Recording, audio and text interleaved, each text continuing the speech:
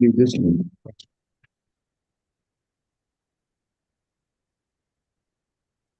Is when I silence it, I forget to cut it back on.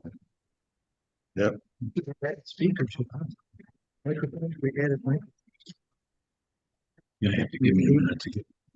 All Oh, right, yeah. we I are got it. live on Zoom and YouTube. We are ready when you are.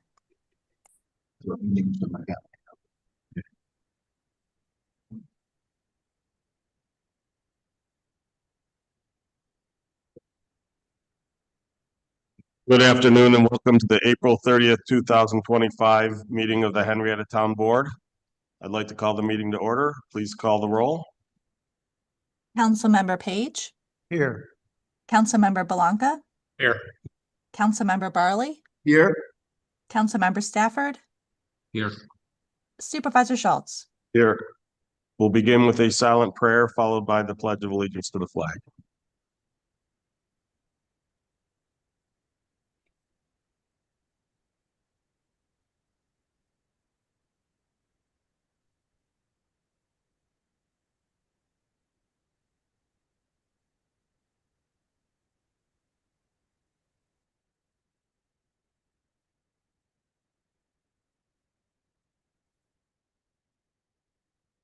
I pledge allegiance to the flag of the United States of America and to the republic for which it stands, one nation, under God, indivisible, with liberty and justice for all.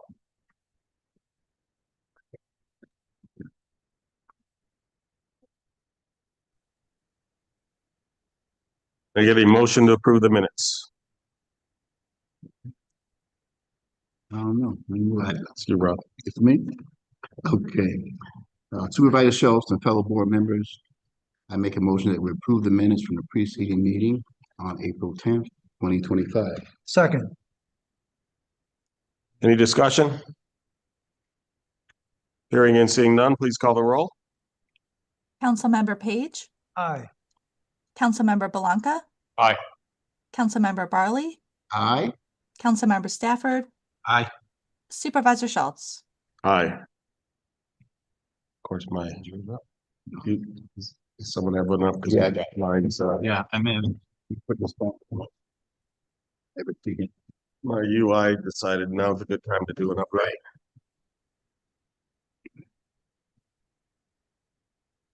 Fellow board members, I have resolution 8-175, 2025. Whereas Antoinette Louisa Brown was born in Henrietta on May 20th, 1825, and grew up in Henrietta before enrolling at Oberlin College in the spring of 1846, graduating from the ladies' literary course in August 1847. And whereas after much persistence, Antoinette was allowed to study in the theological department, completing those studies in August 1850, although the college refused to give her a degree or a license to preach because she was a woman. And whereas in October 1850, Antoinette spoke at the first National Women's Rights Convention in Worcester, Massachusetts, as well as contributing articles to the North Star published by Frederick Douglass. And whereas from the spring of 1853 through July 1854, Antoinette served as a pastor at the Congregational Church in South Butler, New York, thus becoming the country's first female pastor. And whereas after moving to New York City to write for Horace Greeley's Tribune, she met and married Samuel Blackwell in 1856, giving birth to 5 daughters, while still finding time to be active on the lecture circuit, speaking about abolition, women's rights, and temperance. And whereas in 1875, she published The Sexes Throughout Nature, promoting that men and women were equals and should be treated that way, just one of the 8 books she wrote in her lifetime, and earning recognition both nationally and internationally for advocating women's rights. And whereas in addition to being elected as a member of the American Association of Advancement of Science in 1851, she was also one of the few members of the first National Women's Rights Convention who was still alive and able to vote in 1920 federal elections after the passing of the 19th Amendment that was the culmination of the women's suffrage movement. And whereas Tuesday, May 20th, 2025 marks the 200th anniversary of her birth. Antoinelle Brown Blackwell Society, established in 1988, will be celebrating her birthday and her many contributions to the social issues of the day at a luncheon on Saturday, May 24th, 2025. Therefore, be it resolved that May 18th through May 24th be declared Antoinette Brown Blackwell Week in the town of Henrietta, and May 20th be declared Antoinette Brown Blackwell Day. Second. So, amazing woman. The amount of stuff she had to go through is just astounding when you read some of the stuff in terms of what few educational opportunities were available to women. It's actually kind of depressing. Thankfully, things have changed. Before other comments from individuals, I just wish to make a couple announcements. The ABB Woman of the Year this year is, I don't know if it's May or Mai Abdullah. May, thank you. ABB scholarship winners are, Joe, can you help? Yes, that is Sarabi Satish Kumar. And Haley Smith. Joe, being a teacher, I knew he knew the students. I would have rather him chimed in than me butchered it. Yeah, right. They will be honored at the Antoinette Brown Blackwell Luncheon on Saturday, May 24th from noon to 3 p.m. at the Wildwood Country Center in Rush. You must register for the luncheon by Friday, May 16th. Tickets are $55 a person, and more information is available at www.antoinettebrownblackwell.org. Other comments? I don't know if anyone. I am, but if you want to go first, Rick. Go ahead, no. Well, I just want to say that what extraordinarily strong and independent thinking woman that she was. And I'm very glad that our town has scholarships in her name. So thanks to all the women in the committee that do this every year. It means a lot to our town. One of the hidden secrets that makes this community and this town so special. And I really think our new saying of Henrietta, a town for all, is partially she's responsible for that kind of thinking. I just want to thank the committee also for keeping keeping this alive and, letting everybody know about her. So, amazing woman, of course. So, thank you. Yeah, I think it's really important also as somebody who gets an opportunity to teach the history of the country to remember that this is someone that we talk about not only locally, but someone that is studied nationally, someone that appears in every textbook on American history, whose contributions are notable not only for Henrietta and not only for women, but for all of the United States. It's a real local treasure that we have. Absolutely. And I think I can speak for the entire board in saying congratulations to May, Sarabi, and Haley. Again, congratulations on your scholarship and on the recognition. I think May's on our school board, right? Yes, Yes. absolutely. Yeah. Any comments from the public? Sure.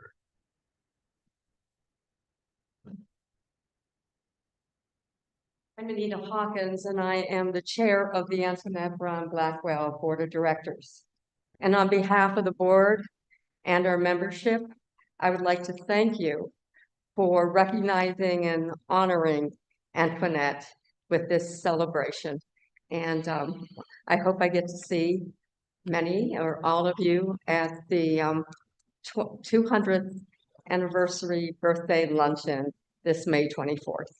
So thank you again.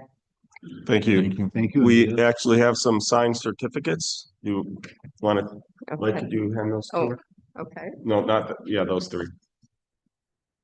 Just so you'll have them for the, at a time for the, Thank Right. Oh, I'm sorry. I thought you wanted. no, I'm sorry. I I meant to her.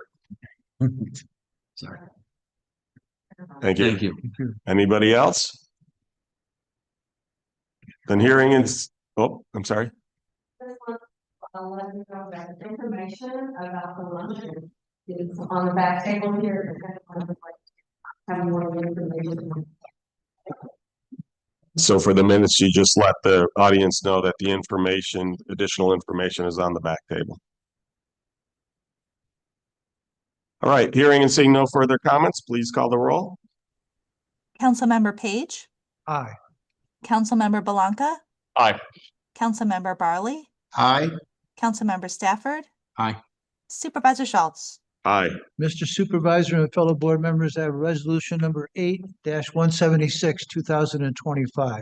Whereas the Harold Conroy family has donated $140 for a tree in memory of Harold Conroy, and whereas a check in the amount of $140 was received by the senior center, therefore be it resolved that the Henrietta Town Board acknowledges this donation and thanks the Harold Conroy family for their generosity. Seconded. So, again, I'd like to add in my thanks to the family for adding to our senior center, you know, and the landscaping when in thinking of your family members and the way to honor them. It's we have some very nice trees, benches, and other memorials in and around the senior center. It really adds to the place. So again, thank you for that. Anyone else? Thanks for your generosity. Anybody from the public? Hearing and seeing none, please call the roll. Councilmember Page, Aye. Councilmember Belanca, Aye.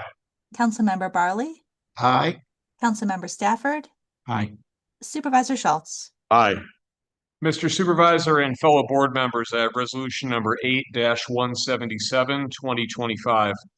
Whereas the Summit Federal Credit Union has donated $1,000 to the town of Henrietta Parks and Recreation Department, requesting that $750 be designated as sponsorship for the August 15th, 2025 Junkyard Field Trip Summer Concert, and that $250 be designated as sponsorship for the Holiday Lights and Magic Celebration on December 6th, 2025. And whereas a check in the amount of $1,000 was received by the finance director, therefore be it resolved that the Henrietta Town Board acknowledges this donation and thanks the Summit Federal Credit Union for their generosity. Second. So I'll note that the summit contributes pretty much every year. They choose different events at times as to what they wish to have their name attached to, but it's great and helps offset the costs to our residents. So very appreciative of their donation. Any other comments? Thank you to Summit again. They do it every year, and I bank there, so it's a really good community bank. And hearing and seeing no further comments, please call the roll.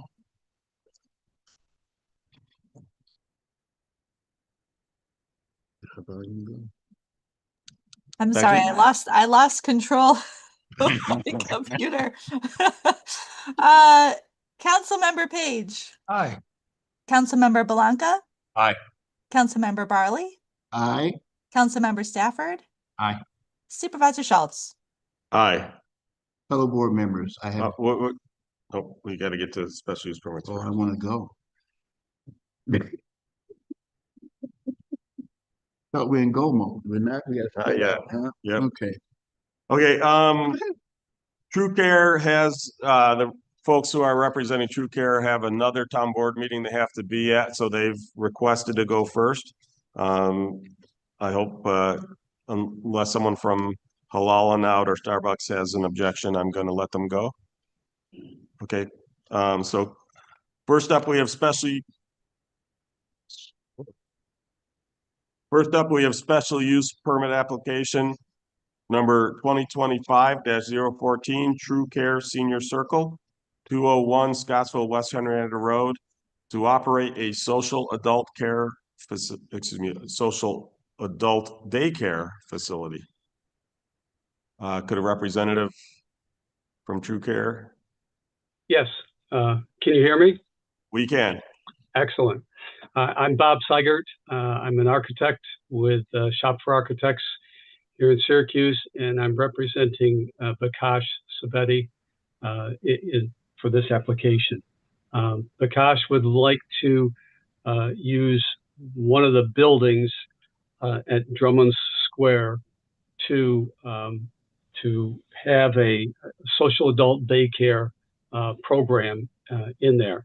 The building is 1,873 square feet, and by code we can't have any more than 44 people in there, and so we were under the impression originally that this already was the occupancy of this building in particular was already daycare, but we found out in talking to the planning department that it is not. It is just a business occupancy, and so we're asking to change that business occupancy to I-4, which is daycare, and so that's the essence of this.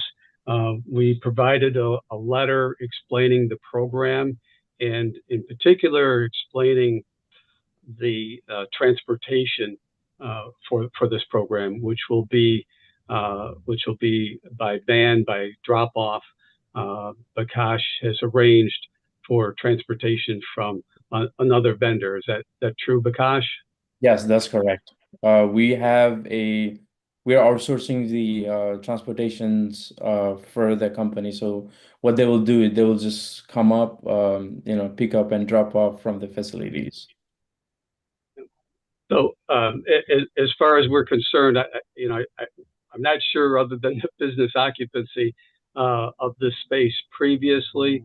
I'm not sure what they had for parking, but we feel that we're going to need less because the only parking we need for this facility will be for staff, which would be a maximum of 5, and perhaps a couple of visitors. So maybe 7 at most. The van, the transportation would drop off, and would not stay at the facility. Yeah, so if I remember correctly, the daycare was in the other building. Correct. Yeah, so that's why there wasn't ever an approval for this particular use. So Correct. in terms of the maximum number of use, if you feel that you need to be able to, well, if that's a fire code limit, I think you're stuck.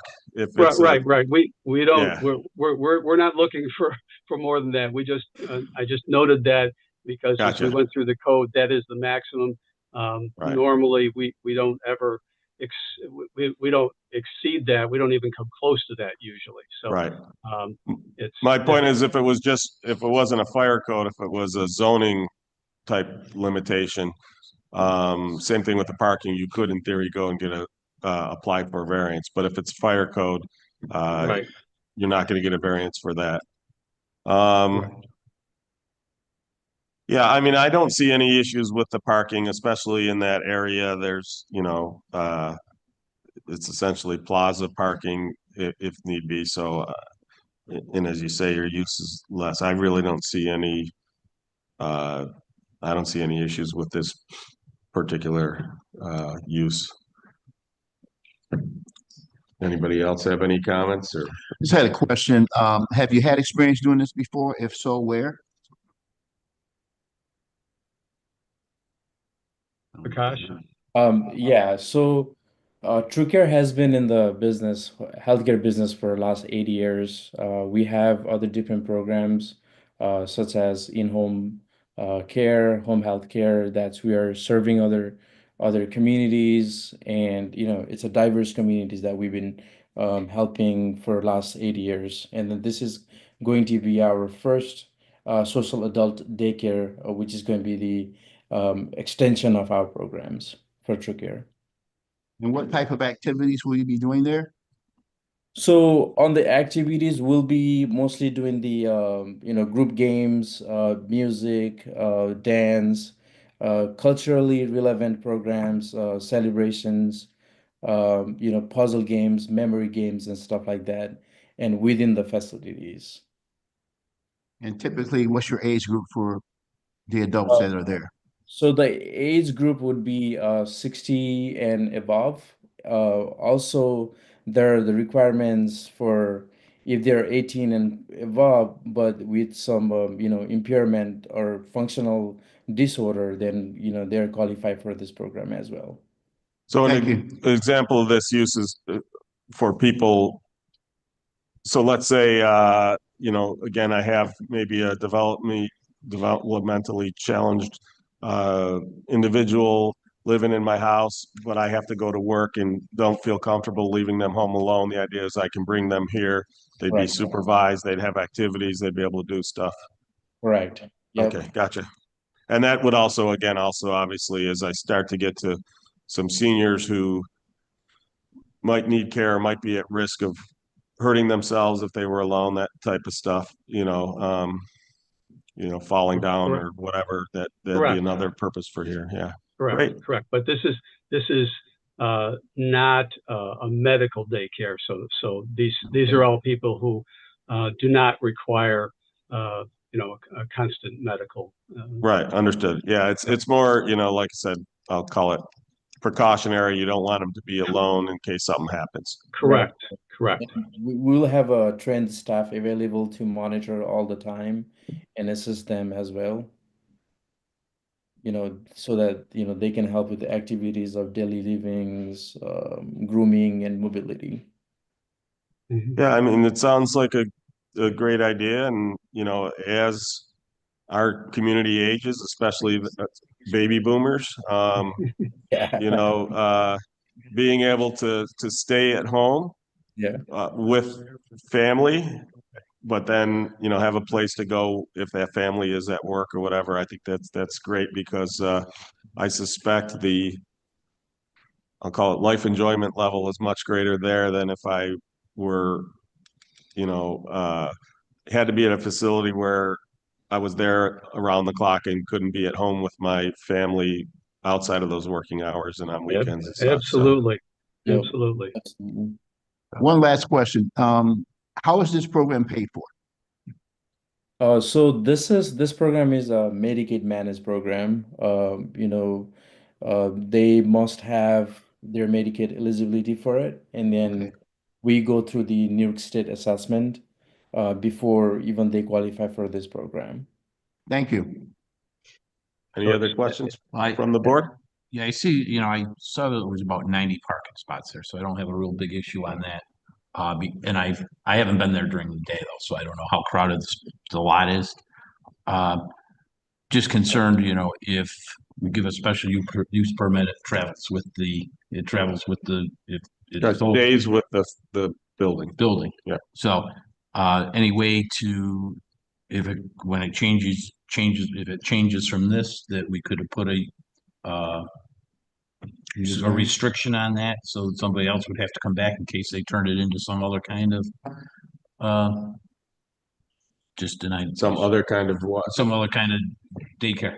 I mean, if it was, let's say if it was a kid daycare where they'd have a ton of cars pulling in and out. So the key would be if when you do the approval, specifically a social adult daycare facility. Okay, as long as. Yeah, and then, but that way then if they get someone else to operate this, they don't have to come back, but you can put that restriction when you approve it.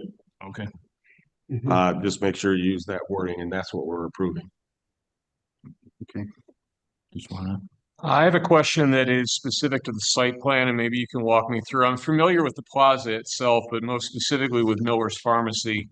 I'm looking at the location here in the southeast corner of the property.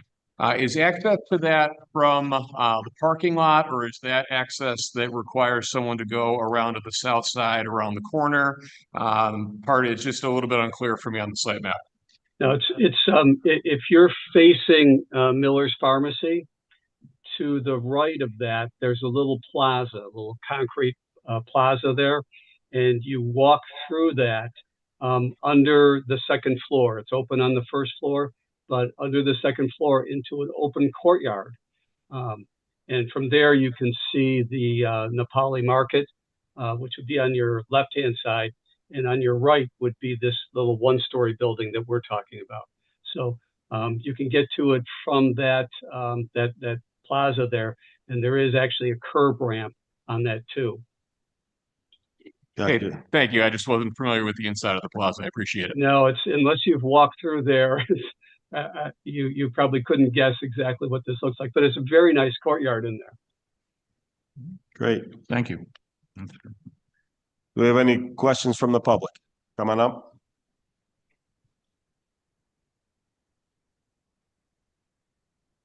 So my name is Cam. I'm pretty familiar with this place, and I have a couple questions because there are some activities currently held in this specific placement. They are changing for request, and I want to ask a couple questions. So it's currently operated as a community hall for the Nepali community specifically, with the coordination of the BCGR, which is Bhutanese Community of Greater Rochester. And activities like dance, music, Nepali language for the children has been held. How this change will impact on these activities? So look, before they answer that question, let me ask this. So who currently owns the building? So it is True Care Community Hall. They offer these services with coordination with the BCGR, which is the community of the Greater Rochester. And is there a contract for that? Because my point is that decision as to, in other words, I don't know if they're currently leasing it to you or if they've got empty space and saying you can use the empty space. That's what I'm not clear. Okay, so this question will be for them. No, you're saying that right now there's a Nepali community group that's in there. Who are using this business. Right. Are they renting it or is the building owner currently saying, hey, we've got this empty space, you can use it? It is currently being used for those activities under True Care. You still didn't answer my Is question. he paying for it or is it free? So True Care is paying for the lease. Okay, We are aware of that. But this dance class, music classes has been offered on a fraction of cost as the community support. so you're asking if that would go away if this comes in? Yep. Okay.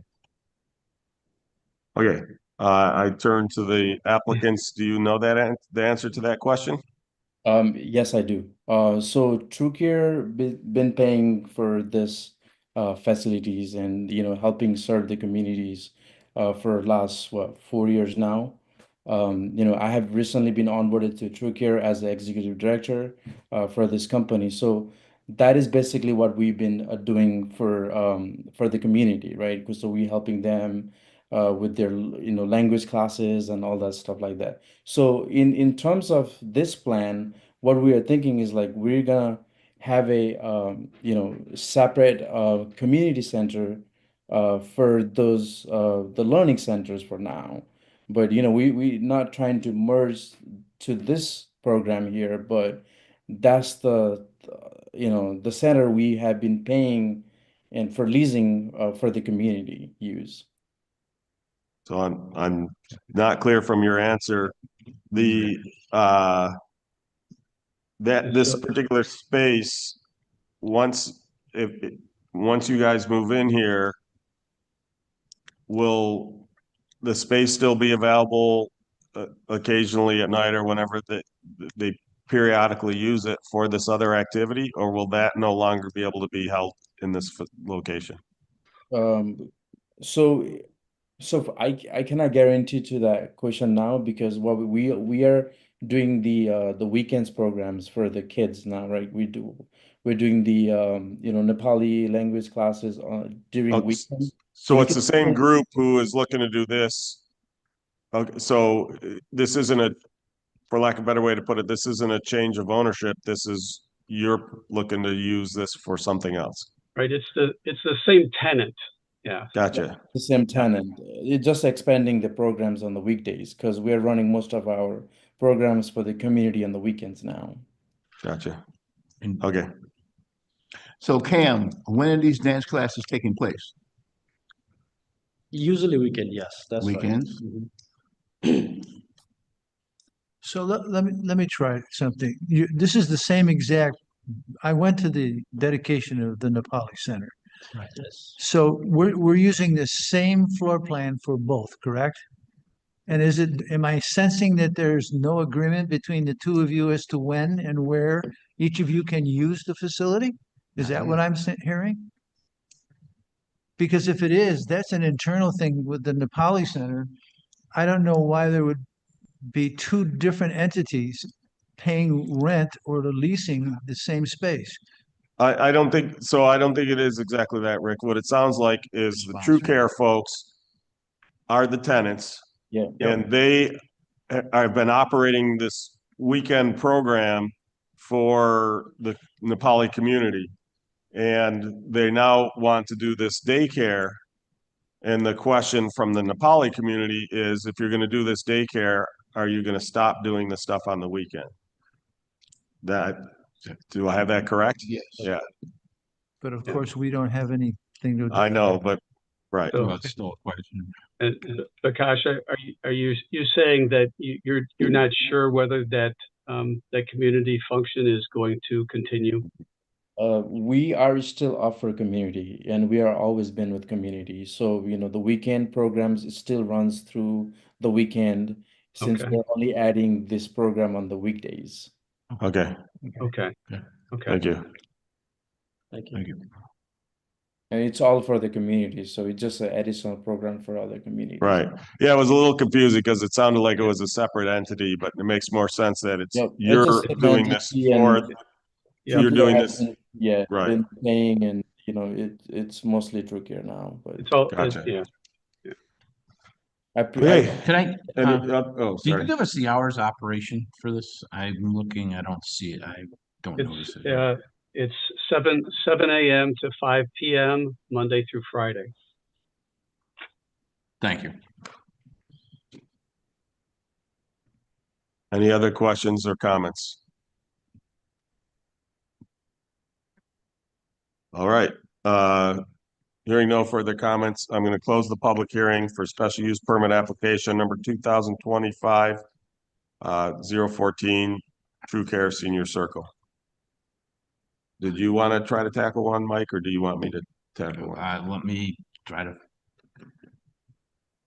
Go ahead, let me, I'm Okay. still trying to get this up. This is working here.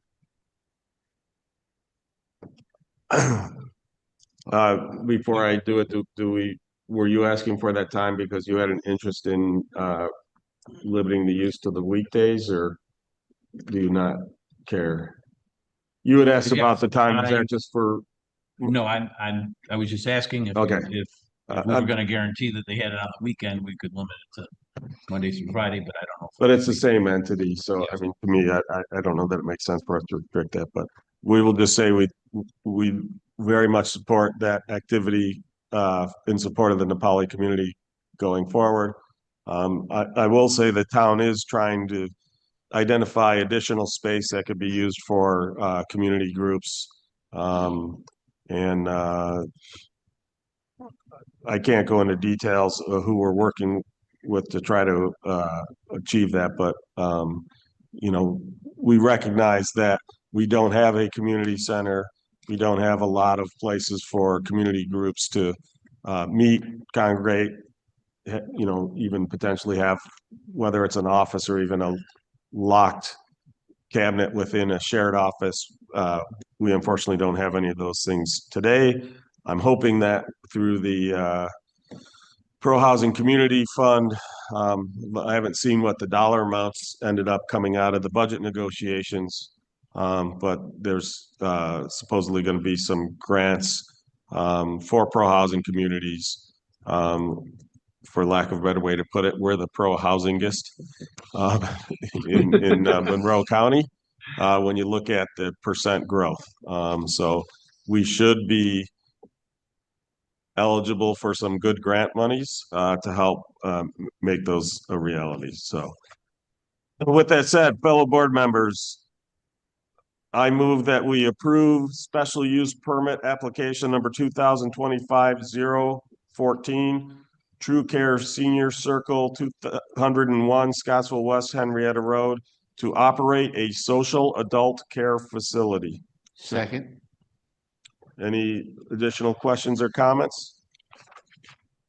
Hearing and seeing none, please call the roll. Councilmember Page, Aye. Councilmember Blanca. Aye. Councilmember Barley, Aye. Councilmember Stafford. Aye. Supervisor Schultz. Aye. Congratulations. Thank you And, very much, gentlemen. We very appreciate Thank you. all this tonight and putting us first. I've got just enough time to get to the town of Geddes. Sounds good. I will note that if you want to have a ribbon cutting, if you want support from the Henrietta Chamber of Commerce, you can email me at supervisor@henrietta.org, and I will put you in touch with the folks. They have the scissors and the ribbon and can help with that. Thank you. You Thank you. bet. That's great. Thank you very much. Thank you.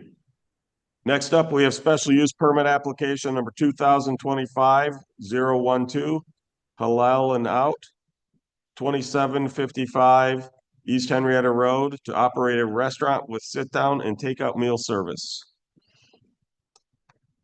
Please introduce yourself and your relation to the project after you've handed those out. Okay, thank you. Good afternoon. My name is Reza Armanish. I'm the architect for this project. This project is basically located at 2755 West Henrietta Road. It's a plaza. The place that this Halal and Out is going to take, it used to be a Pantello Pizza. They just closed maybe a month and a half ago. And then now I just passed some sheet. It's just basically a tentative floor plan. The square foot area of the space that is going to be used for this Halal In and Out takeout restaurant is 1,320 square feet. There's some modification, very minor modification. The back of the store, the east of it, is going to stay pretty much the same. The front, we are changing a little bit, putting a counter, putting a wall. We are changing the hood. There's a 4-foot small hood that's going to change. There used to be a pizza oven that's going to be removed. And basically, I don't show on the floor plan that I just passed, but I'm just thinking probably 2 tables, maybe 4 chairs, few chairs. Just it's a takeout, just in case if somebody wants to sit and eat there, then they are able to. There are other, like to the left of that store, if you stand in front of the building, there's a smoke shop. Used to be, I believe it used to be an Asian, at least what you see the sign. To the right, there is a nail salon and also an ice cream place. There's ample parking as we show on the site plan. And we are proposing this place it opens at 11 a.m. and closes at 11 p.m. We may have a different number on the application, but I was just talking to the owner, which is here, to elaborate on that. And then basically it's just And that's, east of the dome. That's right. So that's 7 days a week they're open too, correct? yes, sir. Mhm. And if I think the owner is here, if you want to ask about the type of food that they have, one in Irondequoit, there's one Halal In and Out in Irondequoit. We are opening one in Greece, and this is the one in Henrietta. How long did you say it was going to take to renovate?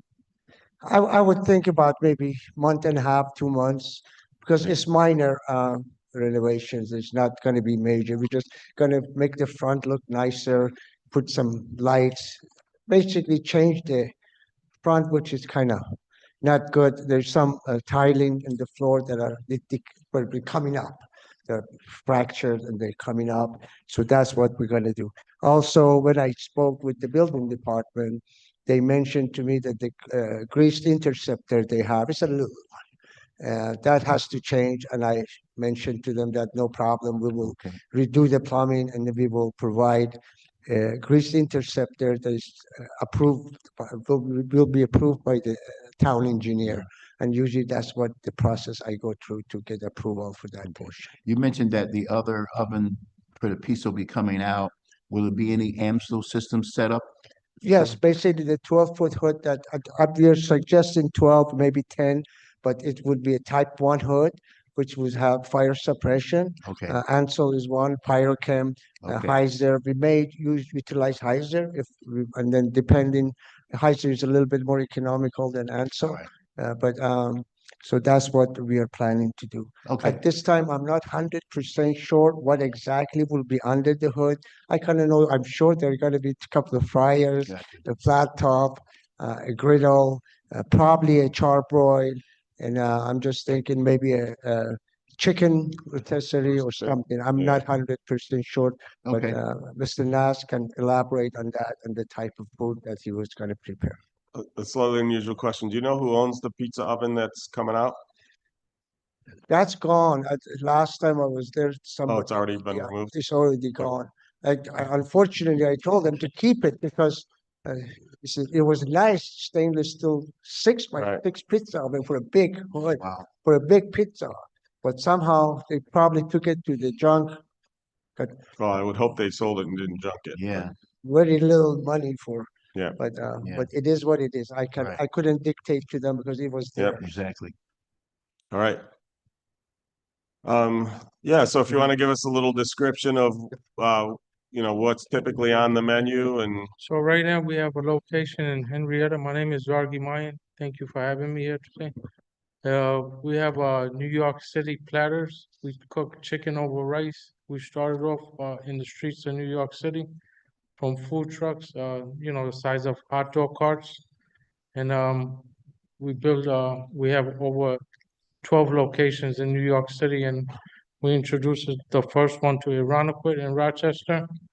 And everybody loves us. We have a bunch of people traveling from Henrietta to Irondequoit, so we decided to open one in Henrietta. And my kids go to school here too. We live right in Pacer Drive. So I wanted to bring one to Henrietta also. So, a lot of our customers drive from here. We have a big community here that comes over there. And we have chicken over rice, Philly cheesesteak, cheeseburgers, lamb over rice. Falafel is more of a Mediterranean style mixed with a New York City flavor. You can't say it's more of Mediterranean. You got to say it's half Mediterranean, half New York City. We call it a New York City street food. Okay, thanks. Is Rodney? Halal enough. My name is Nas. What's your name? Nas. Nas. N-A-Z, yeah. Got it. Thank you. Thank you. So I just wanted to help out by saying when I was reading through the documentation to get ready for the meeting, our fire and building inspector made sure that he wrote in that you need to get all the appropriate permits before you do any renovations. We've had some issues with that before, but it has, all the permits have to be approved by him and signed before you do any alterations to the building, okay? Yes. All right. Thank you. In that respect, I know they moved the people who were there, the Panteros, they moved the pizza oven hood. And they moved but I think that last time I left, they haven't got the pizza oven yet. But they want to take that as Okay, well. that's between you and the pizza owner, Pontillos, but I just wanted to make sure that you realize that all the permits from Henrietta have to be in before you can do any renovation. Yes, we will once this is approved, then I'll work on the construction documents. And then in coordination with the building and the fire marshal, we make sure those are the permits issued before they can proceed with construction. At least that's I've always put that note on the drawings. Thank you. Do not start till the proper permits have been issued by authorities having jurisdiction. great. I don't really have any I don't have anything more else. other questions. No, I'm all set. Are there any questions from the public? Then hearing and seeing none, I'm going to close the public hearing for special use permit application number 2025-012, Halal and Out. Supervisor Schultz and fellow board members, I move to approve permit application 2025-012 012 Holland Out at 2755 East Henrietta Road to operate a restaurant with sit-down and takeout meal service. Second. Any further discussion? Hearing and seeing none, please call the roll. Councilmember Page, Aye. Councilmember Blanca, Aye. Councilmember Barley, Aye. Councilmember Stafford, Aye. Supervisor Schultz. Aye. Congratulations, and like I offered the last individual, if you send me an email at supervisor@henrietta.org, I can connect you with the Chamber of Commerce to help you with the ribbon cutting when you guys are ready to go. Thank you. Yeah, Appreciate it. you bet. Good luck. Good luck. Next up, we have special use permit application number 2025-013, Starbucks, 1100 Jefferson Road, to construct and operate a restaurant with sit-down and takeout meal service, outdoor seating, and a drive-through. This one should be fairly quick since it's one that was previously approved, but due to delays in construction, the permit has expired. Yep, my name is Joshua Saxton. I'm a civil engineer at Pastor Associates. As you explained, we were here a little over a year ago, got approvals for the special use permit.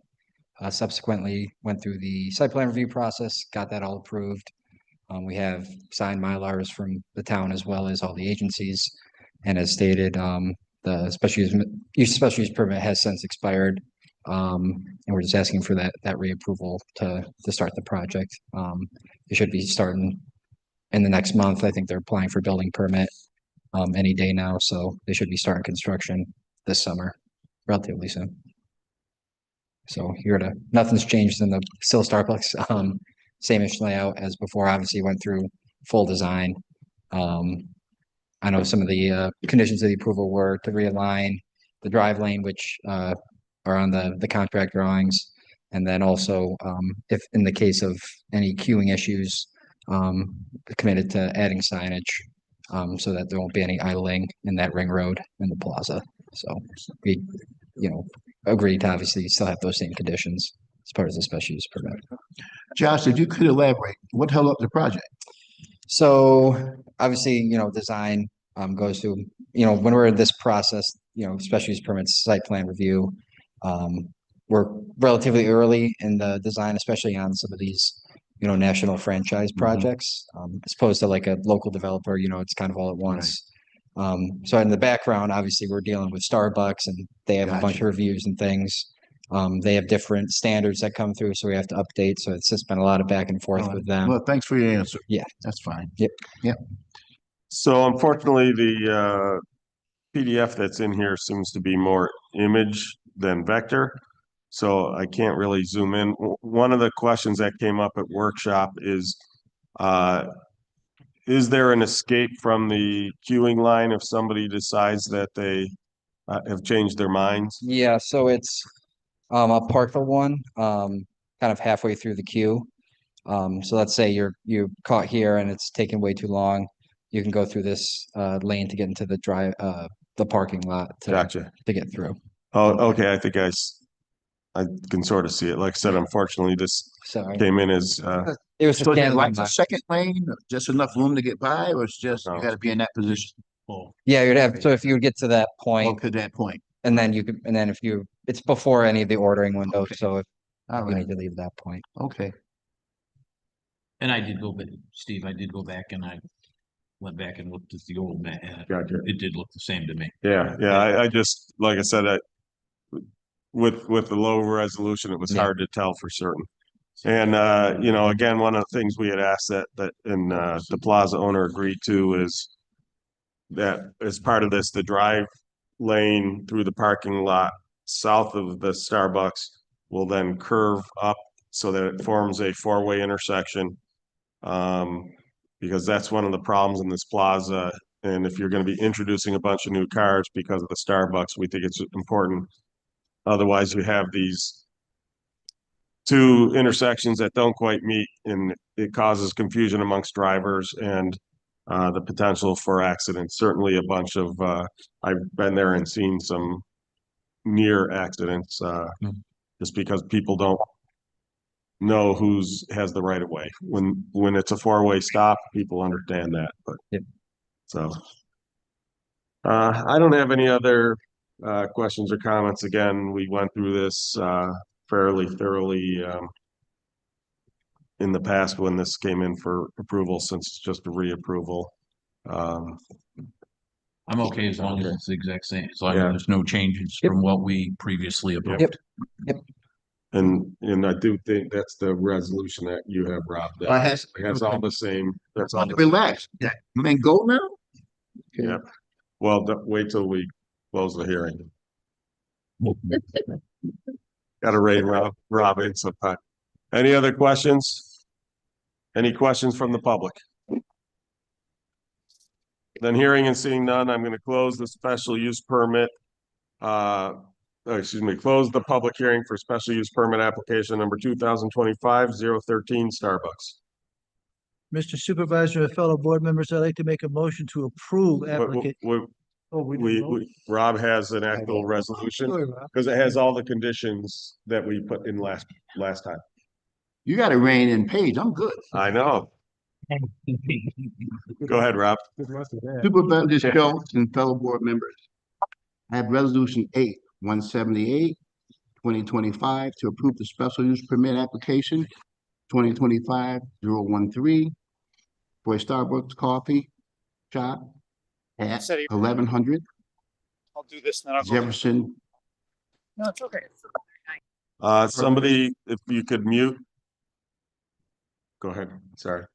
For a Starbucks coffee shop at 1100 Jefferson Properties Partners LLC for a new restaurant at 1100 Jefferson Road. Second. Any questions, comments? Hearing and seeing none, please call the roll. Councilmember Page, Aye. Councilmember Blanca, Aye. Councilmember Barley, Aye. Councilmember Stafford, Aye. Supervisor Schultz. Aye. Congratulations. You know the drill. If they Yep. want to do the opening, have them email me. Yep. All right, thank you. Okay, thank you. Next up, we have public hearing for special use permit application number 2025-015. Netra Kaderia, sorry if I butchered the name, 178 Rush Henrietta Town Line Road to allow a startup livestock farm. We have the applicant here. Come on up.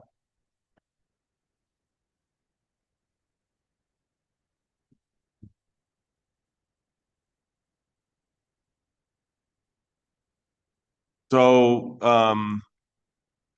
I believe this is this, they were, Becky, correct me if I'm wrong, they were at a, previous town board meeting, is that correct? That is not correct. This is the first public hearing for Well, it's the this first application. So it was just at the town.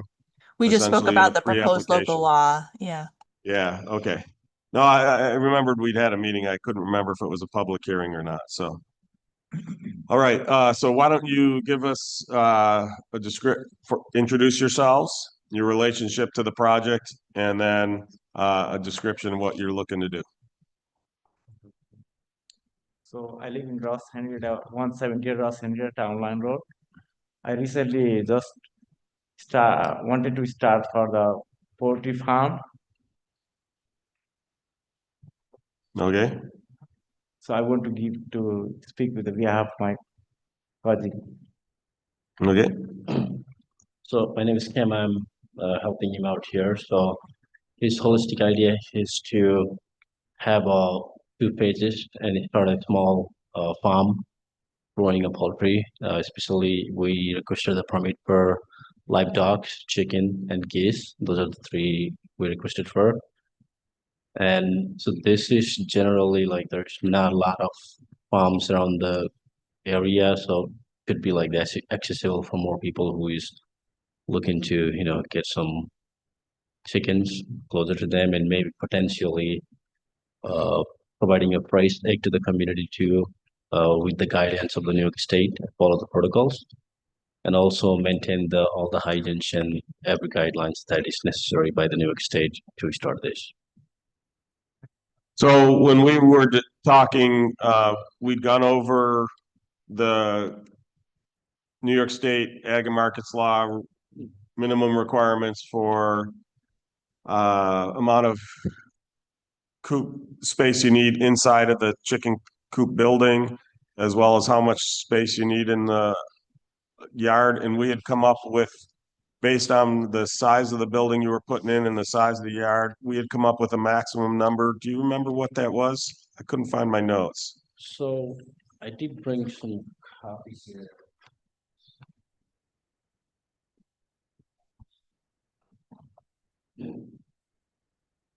So on top, I have done some research and I lay out there how much space is needed for the open space versus the coop. And we plan out. Thank you.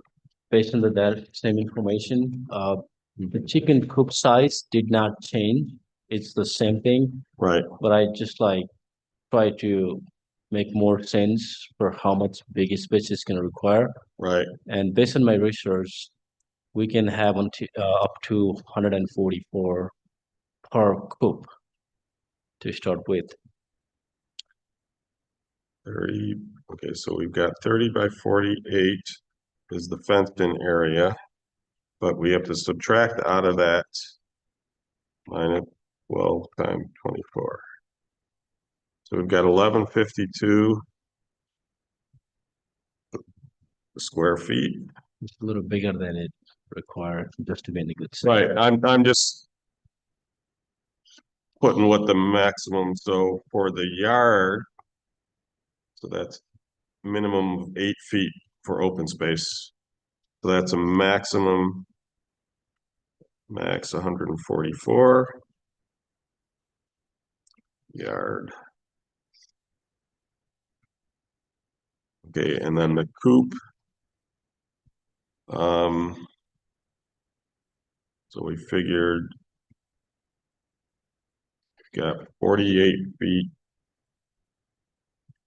Essentially, each row along each side I can have 12. So I would need, when you say 2-story, you don't mean the building's 2-story, you mean there's 2 tiers of, yeah. Yeah, so, right, so I would need, if I've got one down, see 12 foot, I've got 2, a 3-foot aisle, 4, so 8. So 3 rows times 12 is 36. You might have to go a second. Well, it depends. If you're going to 144,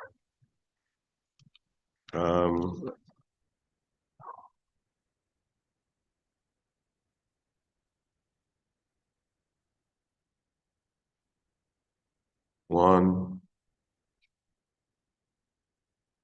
Yeah, that's you might actually have to have more than 2 if you're going to try to get 140. I think your limiting factor is going to be your coop. Do you know how many aisles you were planning to have? So obviously rows down the outside, at least one down the middle, you're already at essentially you used up 6 of your 12 feet. That leaves a 3-foot walking aisle. To add another row, you'd only have 2 feet between the coops, which might be a little narrow. So that means at each level I would have 36 per floor, essentially per tier. So if you wanted to get to the 144, you'd have to have 4 tiers. 4 tiers. So that's it, like the coop idea is like just like generous, but it will be like customized based on how many tiers we're gonna need to have the number of. Right, right. That's what I'm saying. I don't know that you can quite get to. So if we're looking at 36. Yeah, 36 per floor. Per tier, if you go to 3, then you're maxing out at 108. But so what would total number of chickens you were looking for? So as a submission of the application, this is divided to a 2 phase. So we're gonna do a first phase and then add a second phase down the road. So our goal for now is like 100 to 150 that's gonna be 150 per phase or 150 total? per phase. So again, right now with the design you have, you'd be maxed out at 144. And you would, to get to, per the yard, to get to that, interior, you're looking at, you're gonna have to have, again, it says 2 to 4 square feet. I'm sorry. So I think what we talked about was making it 2 feet wide, but 18 depth, which would actually give me 48 per tier, which means I'd only need 3 tiers and to get to the 144. So I'm gonna set the limit, that we're basically for, I'm gonna just have to do a little modification of the,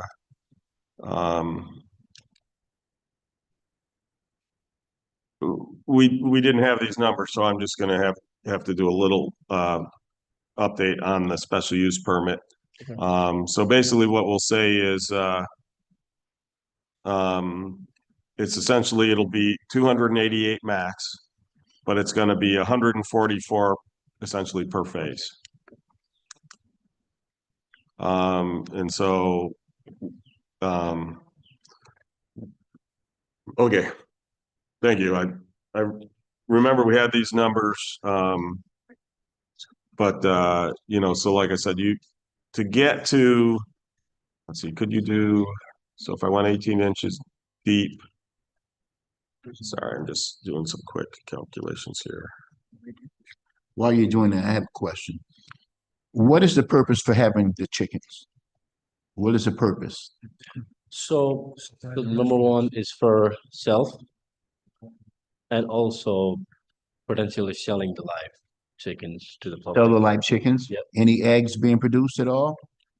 plus the eggs. So we are also working on getting I know we has been provided the link where we can go and apply for the specific, the New York State Mm-hmm. to make sure like we're following the guidance, Mm-hmm. what the quality of the egg or what are the steps we have to protocols follow to sell this egg to the public before. And you realize there's a certain way that you have to get rid of the feces of the chicken so it's not affecting the public. You guys know about that? Yep. And how are we gonna keep these chickens from going to someone else's yard? So we're gonna place a net over the fence, Mhm. which will prevent them from escaping from the designated area. You know, they have a way of getting away, those chickens. Yeah, You know, we don't want to take them down. they're sneaky. More worried about the coyotes getting in. Yeah. So let me ask, so phase one, when do you think that would, if your approval's went okay, when do you think that would be done? So we're just waiting for the approval to give a specific customized order for the coop. And as soon as they get the coop ready, they say usually 3 weeks to go. Okay. They're gonna come and like pave the entire area where the coop's gonna sit, just for, you know, it's stay dry, so no messy up. And then they're gonna place the coop. As soon as the coop is in, we're gonna do the fencing and start that. So I would say like, if everything goes as we plan, next 45 days would be a good amount of time. Okay, so that's phase one. How about phase two? It really depends on how that goes. And, you know, it became profitable down the road, then we want to have options to extend that to the phase two down the road. So there will be no slaughtering and anything like that on your property of No. any of the animals, right? No, it's just for raising. Okay. Okay, I remember now what we had done. It was the calculations to get to the 2 tiers. They're 16 inches wide, 18 inches deep. That leaves you 2 walking, that gives you 4 rows, with a 3-foot aisle in between. And that comes out, so that's 18 per row, 4 rows per tier. That gets you to 72. If I have 2 tiers, that's how I get to 144. So you can do it in 2 tiers, to get to the 144. So that's, I remember, like I said, we had run these numbers. I just couldn't couldn't find my notes on it, so. Okay. Okay, Any questions? what, I just want, is there any way we could see how this goes before we Go to approve phase two. phase two? arguably, I will note that, New York State is a right to farm state. So you're gonna have a hard time putting restrictions on them. The whole purpose of this special use permit is because typically when you get to farm, the issue you have, most farms start up with crops and there's no limitations on crops, so they can just get going. You don't actually technically have farm status until you've been operating as a farm for 2 years, generating the necessary income. Obviously, during startup phase, that's difficult to do. Well, with crops, it doesn't matter because I'm not in violation of any town codes. The purpose of this special use permit is to suspend the town codes, in this case, on the limitation on the number of chickens and the fact that they can't be sold commercially, so that you can get through that startup agricultural period. And so it's really going to be ag and markets who will determine whether this is successful or not, as opposed to us. But you know, like I said, the reason we reached out to the ag and markets to say that we wanted to do stuff this way. And one of the reasons is because otherwise you run the risk of anytime somebody has too many chickens, you go in and they say, well, I want to be a farm. So the idea is we need to make sure that they do have a plan. They do have, to be a farm in New York State, there's a minimum amount of acreage. You have to be an ag district, which this is. There's a number of other things that have to be met, of which this particular project does. But in terms of whether, you know, if I'm not sure how it goes, but if the chickens get loose, that's not necessarily, like I said, once they're a farm, you can't revoke it. That's not a grounds for revoking the special use permit. The whole purpose of this is just so that they can get into startup mode. New York State, like I said, would put limitations on our code if we put limitations on farms, for lack of a better way to put it. Does that make sense? Just thought Nope, I understand. Wanted to ask. I thought it'd be helpful if we could see how it went before we. No, I get it, but like I said, if he's going and wants to add the second coop, the second phase, he can, whether we approve it or not. So Natara, have you had any experience doing any farming before? Not in US, but definitely in backcountry. In where? Nepal. Nepal. Yeah. Okay. And what experience with what animals? Well, like pretty much everything, like cows, you know, goats, Okay. chickens, dogs. Okay. That was the livelihood we lived back in the country. So Okay. we just want to bring this legacy here and like do something, you know. All right. Thanks, Cam. You're welcome. No, obviously, initially, as you get your birds, you're gonna have a bunch of you're gonna want to have a bunch of them, the eggs allowed to mature and hatch. But I will say, certainly in this particular time, fresh farm eggs are, shall we say, a hot commodity right now. So, Chicken and stuff, right? all right. Go ahead. Can they can set up their stand out in front if they wanted to, just like the other farmers were. They could, and or the other thing you could potentially do is set up at our farmers market. If you decide to sell the eggs, those occur in the summer. But yes, to your point, you could be right out front. In fact, you could even use, if you wanted to be under shelter, they have the previous tenant built a large, essentially a barn. It's somewhere between a barn and a garage, but it's out front. But yes, they could have a stand. Some people just put the stuff out front. with eggs, you might want to have them refrigerated, so you might not be able to do what a lot of the produce farmers do, which is just put the produce out. And again, with the value of eggs right now, I don't know that I'd want to put them other than eggs out front. It might be too tempting for people. So, yeah. Any other questions? Eggs keep for about a good 2 months without being refrigerated. Once you refrigerate them, you gotta eat them. Yeah, yeah. Yeah, I They don't, keep room temperature, fine. I don't know any of that. Yeah. Just learned that. I just learned that recently when my wife. Right. I just didn't know like if they're out there like in the sun. Right. Yeah, you're right about that.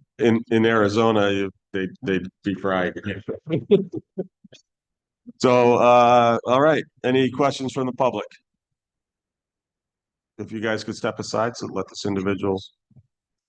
My name is Ed Welch. I live at 256 Rush Henrietta Town Line Road, so that makes me probably effectively one of Mr. Cataria's closest neighbors. My parents actually live across the street, but they're in the town of Rush, so they don't count here.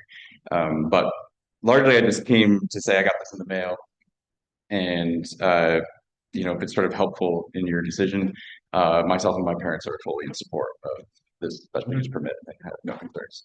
Great. We very much appreciate that. Thanks for coming in, Ed. Thanks for taking the time to come in. Yep. Thank you.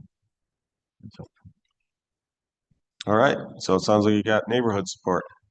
Not that it's a packed neighborhood, it's pretty sparse. Okay, I will just note that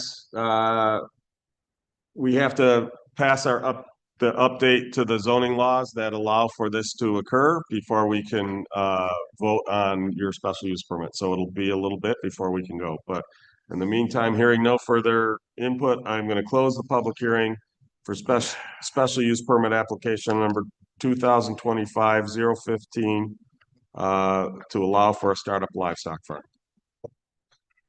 And Becky, I will give you the sheet he handed me with my notes on it so that you can scan it and attach it to the record. I appreciate it. Thank you. Yep. Okay, next up, we have special use permit application number 2025-016, Soul Sisters.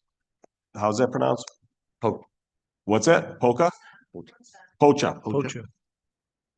3159 Winton Road South to operate a restaurant with sit-down and take-out meal service, outdoor seating, and selling of alcohol. Introduce yourself and your relationship. Richard Goldberg, I'm the attorney for Soul Sisters Pocha. Chaewon Kim is the president, an experienced restaurateur. She's had 19 years experience running the Sodam Korea House at the Genesee Regional Market. A successful businesswoman, and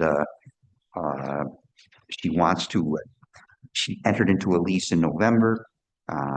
She's got with the Korean cuisine, a success record. She wants to sell beer and wine. Basically, it would be there's takeout, there's sit down, there's outdoor seating. It's only, I think it's there's about six tables inside, about 22 chairs. And she seeks to be open 11:30 to 9 Monday, Thursday, and 11 to 9:30 p.m. Friday and Saturday. I don't know if any of you have been to the Sodam Korea House, but it's a very good. I've been there a couple times. She's an excellent chef. She runs a terrific place. Great. I don't have a ton of questions regarding this other than, I know there was, Plaza has previously been, this particular location has previously been, as I understand it, previously approved for restaurants, but never ones that served alcohol, which is why you're here. I thought for 1 year, Chaewon at the Bada restaurant. Hi, my name is Chaewon Kim. They had a restaurant 1 year, and then I took over. They never had a liquor license. Gotcha. So we want to apply for the liquor license, and then I think we need a special permit for for the liquor license. That we are here right now. Yeah. Okay. Yeah, for liquor license, they need to see proof that you're meeting town code, so this will be that proof. And so what'll happen is you'll get something from the town clerk that it's a certified copy of the resolution showing that you can then take to the liquor authority, so. Okay, that makes sense. I don't have a ton of questions, but others? Have you already been operating? Is this? She said she's Yes. Genesee Regional. No. Started At this to- location. Entered into the lease in November. We just opened March 3rd, March 3rd. 2 months ago. Okay. And then we plan to apply for the license to my behalf for them with the appeals. Right. Combined with the. You have Korean beers? I don't have it yet. No, not yet. I'm just, will you, I should say, will you have Korean beers? Hopefully we can get some Korean beer somewhere, but it's really hard to get the Korean beer to bring to the Rochester. There is I'm sure. you might want to check, we have Beers of the World is a beer importer. They have Chinese beer and a Japanese beer, but they don't have a Korean beer yet.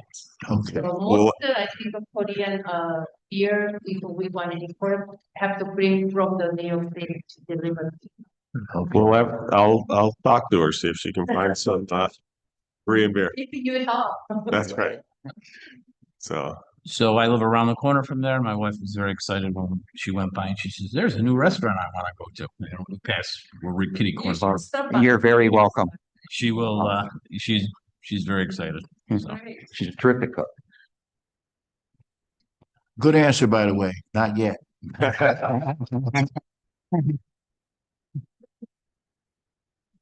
Other questions?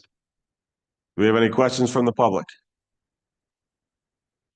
Then hearing and seeing none, I'm going to close the public hearing for special use permit application number 2025-016, Soul Sisters Pocha Inc. Somebody wish to make a motion? Mr. Supervisor and fellow board members, I make a motion to approve special use permit application number 2025-6016, Soul Sisters Pocha Inc., 3159 South Whitman Road, to operate a restaurant with sit-down and take-out meal service, outdoor seating, and selling alcohol. Second. Yeah, so just a point of clarification in case anyone's wondering. Because there was a previously operating restaurant, they didn't need the special use permit to operate the restaurant portion. They need it to operate to get the liquor license. That's correct. So that's why they're here. I- All right. And I wasn't, No, I know that's, no, there was yeah, I wasn't questioning. for that. clarification, right? No, I know. I just, Rick pointed out that wanted to make sure that there wasn't any confusion because the restaurant's already open. Legally, she could open because again, there was a Yes, previous special use selling permit. Yeah, Right. it's just the alcohol Yeah, part. thanks for that clarification. Yep. All right. Hearing and seeing no further comments, please call the roll. Councilmember Page, Aye. Councilmember Belanca. Aye. Councilmember Barley, Aye. Councilmember Stafford. Aye. Supervisor Schultz. Aye. Congratulations. I'd say do for the ribbon cutting, but you're already open, so, Thank you. but Still open. It's a Maybe I just. lovely offer, maybe. You have to coming to. Yeah. You still could have the can still ribbon do cut. that. Yeah. Yeah, you could, because you could consider it a soft opening and do a formal ribbon cutting. With a, So supervisor@henrietta.org, and I'll bring in the Chamber of Commerce and we can work and get some media coverage there and do a ribbon cutting. Yeah, Brandon Tidings is the president. They was really busy that time. Yeah. He hasn't set up the date yet, but hopefully you can help. Sounds good. It will happen sooner. Yeah, he and I, the Chamber of Commerce is run by a board of which there's, I don't know, 8 or 9 of us. And Brendan and I are 2 of those board members, so. All right, sounds good. thank you. Thank you. Thank you. Thank you. Thank you very much. Sure. Get your stuff, Richard. Best of luck there. All right, Next up, I have a public hearing for proposed local law to amend the zoning code of the town of Henrietta to relieve restrictions relating to livestock on startup farms in the rural residential district by obtaining a special use permit.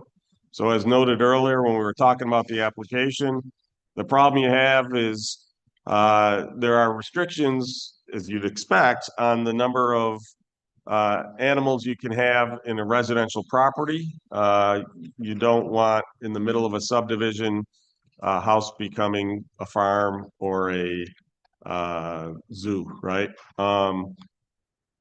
We do allow most houses to have residents to have chickens. The number that they can have depends on the amount of acreage they have. But that's for their own personal use. That's so they can have eggs. And so, for instance, they can't have roosters. They can't have the chickens slaughtered. They can't sell the eggs or the meat. Because again, it's for personal use. It's in a residential zone. The rural residential is essentially what is our agricultural zone. But again, in that zone, there are also a number of standard residential houses, not just farms. And so the idea of this is that if someone's going to try to become a farm, as I mentioned earlier, if all I'm growing is crops, it's not an issue. There's no restriction that says how much corn I can have on a hot property. But when it gets to animals, until you're a farm and therefore exempt from those rules, you run into if you'll excuse the pun, you run afoul of those restrictions. And so basically, the idea of the special use permit is to allow someone to get relief of that for 2 years, and that term can be extended by the town board if for some reason you got a late start and don't have your ag and markets license approval. So New York State Agriculture and Markets is the ones who regulate farms. And as I mentioned before, this is a right to farm state, which basically means our zoning should not restrict agriculture, and our zoning laws should not restrict agriculture. Obviously, it should have it in places that can support it. And in general, our zoning should support. We did put together in fact, for the 5 of us who were on my first year in office, we were doing a update to the comprehensive land use plan, and at that point, we put in a farmland protection program to try to keep that agriculture alive in Henrietta. Small farms do struggle competing with the large mechanized farms. Now, one of the places that they can generally make it work is through organic. So, if you're growing the farms and they're not genetically modified chickens, and you're not pumping them full of hormones and stuff like that, you could get certified organic and people will pay extra for that. And that's one way that, a lot of these small farms essentially compete. They'll even cut deals with Wegmans or Tops or some of the other local supermarket chains to actually provide that produce, so farm to table. And again, a lot of farmers, as Council Member Stafford pointed out, a lot of farmers have a farm stand right out in front of their farm, or they work with another farmer who might have a location that's on a main road. So for instance, there's one right at the end of my street, Brooks Road, right on West Henrietta Road, because it has good visibility to everybody driving by. And like I said earlier as well, we have a farmer's market in the summer. And we very much encourage local farmers to be there. So if they can, we also understand that it's a lot of work to be there.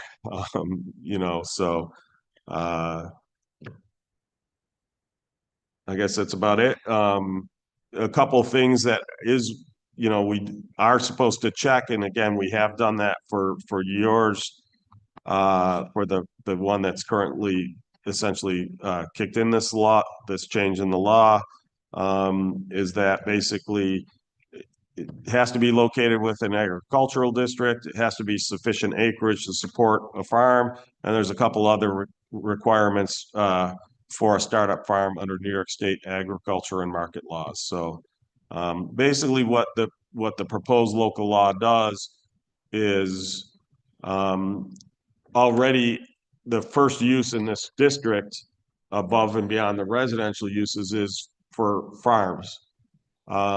Agricultural uses for essentially on farms. But as I said, you run into this catch-22 that you actually have to be operating and generating income to be considered a farm. So you're kind of in this gray space, and this just basically allows you to bridge that gray space until you're up and operating. So that's all it does. It says farms or startup farms with a special use permit, essentially. So that's it. Any questions, comments? Almost like the chicken before the egg. That's right. So hearing and seeing none, I'm going to close the public hearing for the proposed local law to amend the zoning code of the town of Henrietta to relieve restrictions relating to livestock on startup farms in rural residential district by obtaining a special use permit. Next up, we have a public hearing for a proposed local law to amend the zoning code of the town of Henrietta regarding off-street parking requirements and procedures. So our codes for parking go back a ways. You know, one of the things here in Henrietta we do not like is on-street parking. We much prefer off-street parking. So any business that comes in has to provide sufficient off-street parking. People's driving habits have changed. People's shopping habits have changed. And so one of the things you find is that some of these older plazas and stores have parking fields that are just much bigger than they need to be. And it creates this sea of asphalt, which creates more runoff, generates more heat, a whole lot of issues with it. So we've looked at our current codes. We did a lot of studies to see where code numbers are set by other towns and whether they've been working well. In addition to lowering the numbers for some of the uses, we also got more granular in our table. So for instance, we used to have an entry for multifamily. Now we break it down because, as you can imagine, the number of cars per unit for student housing is different than it is for senior housing, than it is for affordable housing. And so we break those out as their own categories. Similarly for stores, the number of parking spaces you need per square foot of retail space for a supermarket is very different than, for instance, a furniture store, where I have, you know, big displays and I just can't fit a whole lot. So I need a really big open floor space, as opposed to, like I said, a supermarket where I can have stuff stacked on shelves and packed in dense, and therefore I tend to have more people per square foot than I do, again, at a furniture store or a wholesale store. So we broke those out. So in general, what you will see is there'll be less required parking. That will also mean fewer trips to the Zoning Board of Appeals, because that's basically what a lot of the developers have been doing lately. They bring in their own traffic impact studies, usually from other stores, show what their actual counts are and say, look, it's below your requirements. Can we get it reduced? They go to the zoning board. It typically gets approved. This just makes it easier. And again, will help the environment by reducing the amount of asphalt needed.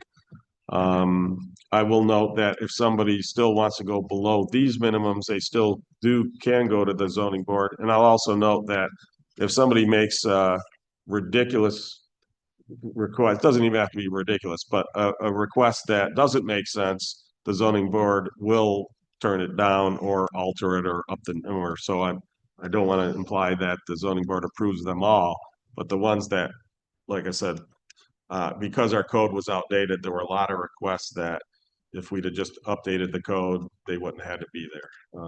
So the one question I have, Steve, is Okay, and you mentioned furniture stores, they wouldn't need as much parking. Well, the furniture store sells to just a retailer that should have more parking. Is that new retailer required to come in or required to put the correct number of spots? So what would happen is, yes, they would either have to add spaces or, because one of the things that we've done as well lately, and we just did this, if you remember, with the hotel that's going in front of the old Sutherland Group. Yep. That we had the people who owned the former Sutherland Group building, that parking lot was laid out with that being a call center. Call center is one of the most parking intense uses there is.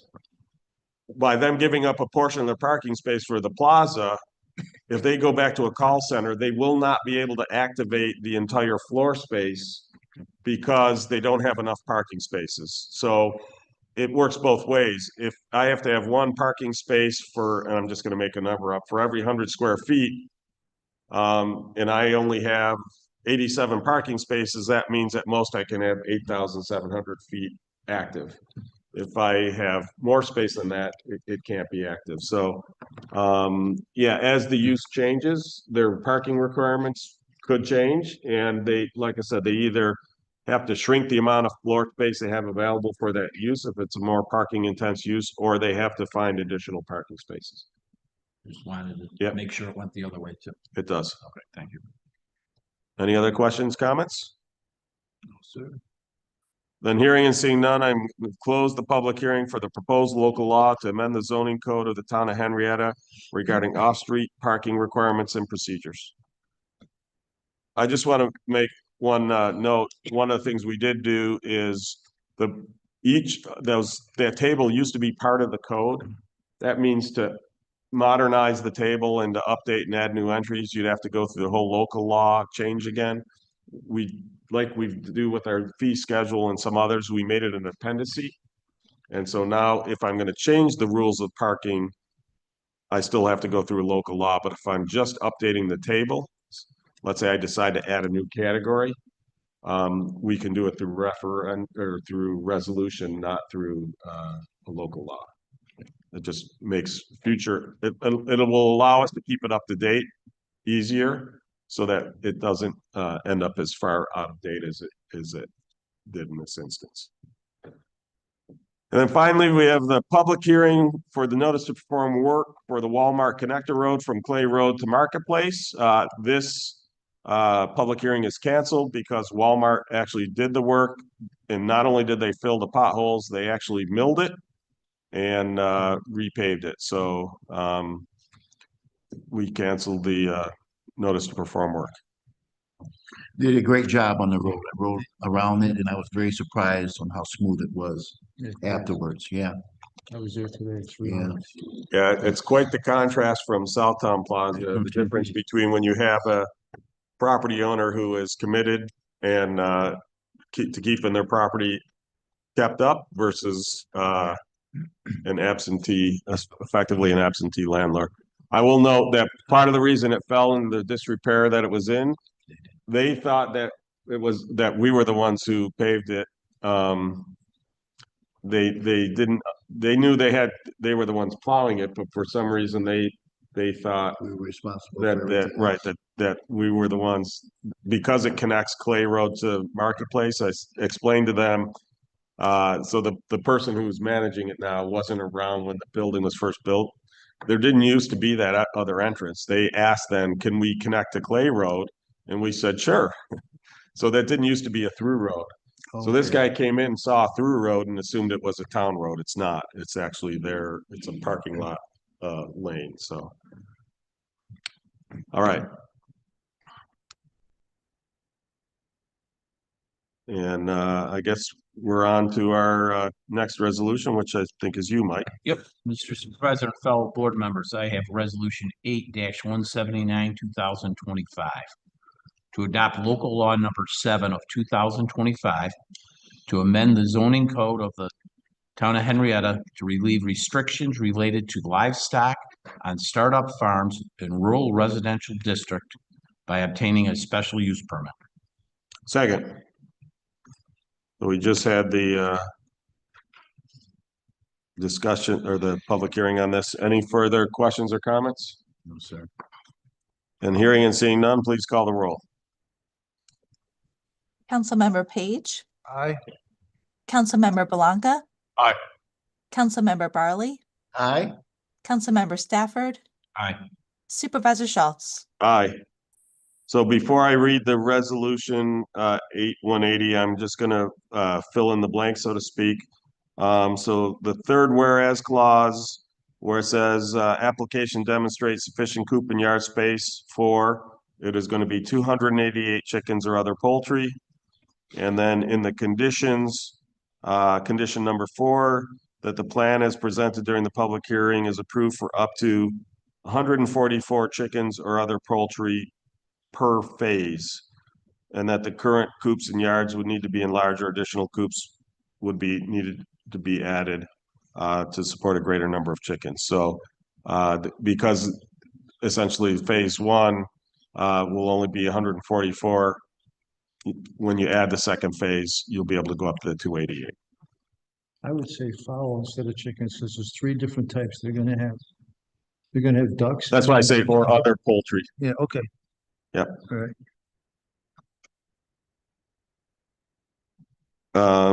Okay, with that said, fellow board members, I have resolution 8-180, 2025 to approve special use permit application number 2025-015 for a startup livestock poultry farm located at 178 Rush, Henrietta Town Line Road.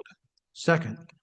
So for these, I'd like to read the conditions so that the applicant fully understands them. Number 1, this approval does not become effective until after local law number 7 of 2025 has been successfully filed with the New York State Secretary of State. That's a procedural thing. That law doesn't actually take effect until it's been filed with the Secretary of State. So until that law takes effect, we can't issue you the special use permit. So it just essentially, rather than you having to come back in 3 weeks, as soon as it's filed with the state, it'll be active. 2, that the coop and yard space must be maintained and waste removed and disposed of in a manner consistent with all applicable laws, including but not limited to those of the New York State Department of Agriculture and Markets. So we don't want this to become a pile of stinking chicken droppings, right? 3, that the structures in yards housing livestock have minimum setbacks of 60 feet from the road and 15 feet from the nearest property. 4, that the plan as presented during the public hearing is approved for up to 144 chickens or other poultries per phase, and that the current phase 1 coops and yards would need to be enlarged, or additional coops and yards would need to be added in order to support a greater number of chickens or other poultry, and that any such enlargements or additions must comply with the other conditions of this approval. Number 5, that the special use permit will expire on April 30th, 2027, unless extended by the town board after receiving an extension request from the applicant. Any such extension request must be made more than 35 days prior to the town board meeting immediately prior to the expiration date. So don't wait until April 29th to come to us. Come in February if you haven't gotten your status from Ag and Markets. Number 6, that once the property achieves the farm operation status from the New York State Department of Ag and Markets, the rules and regulations governing active farm operations will supplant those contained within the special use permit. And should there be a conflict with any restriction contained herein, the rules of New York State agriculture and market laws will take priority. So again, we're not trying to place additional restrictions above and beyond what's covered in Ag and Markets laws. We're just trying to get you to the point of getting started. The thing I will note is those setbacks, especially the setback from the road, would still apply. New York State Ag and Market laws allows towns to set reasonable setbacks for stuff like that. And again, there's a couple reasons for that Some is to maintain sight lines, some of it's also for the safety of the animals. If they get loose, it's less likely that they'll make it to the road. And that's it. Any questions? Do you see any issues on any of those restrictions? And the applicant shook his head no for the minutes. I do have a question. Sure. Exactly, I'd like the applicant to tell us exactly how he disposes of the waste and how often. Could you come and answer the waste disposal question? So for the waste management, we're still looking in the preventive way and follow the guidelines. What would be the effective so it does not cause any harm to the neighbors? Okay. I didn't know when you dispose of it. I mean, does it go off site? Does it, what you do with it? So we are still, working on having a plan. This specific project probably gonna sit 300 to 400 from the road itself. It's gonna be pretty much inner part of the property. And he did have all the hooded land behind.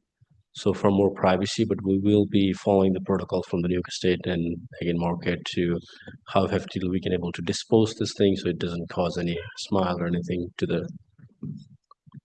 So Cam, there is a way to look that up online. I don't know if it's Michigan University or some university has a procedure for disposing of the species. You look that up.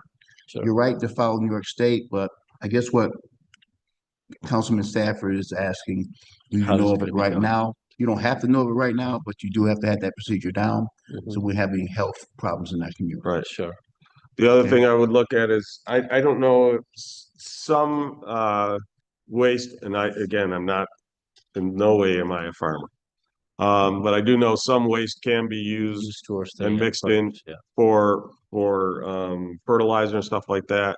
There are a number of large crop farmers that you might be able to find someone who would be interested.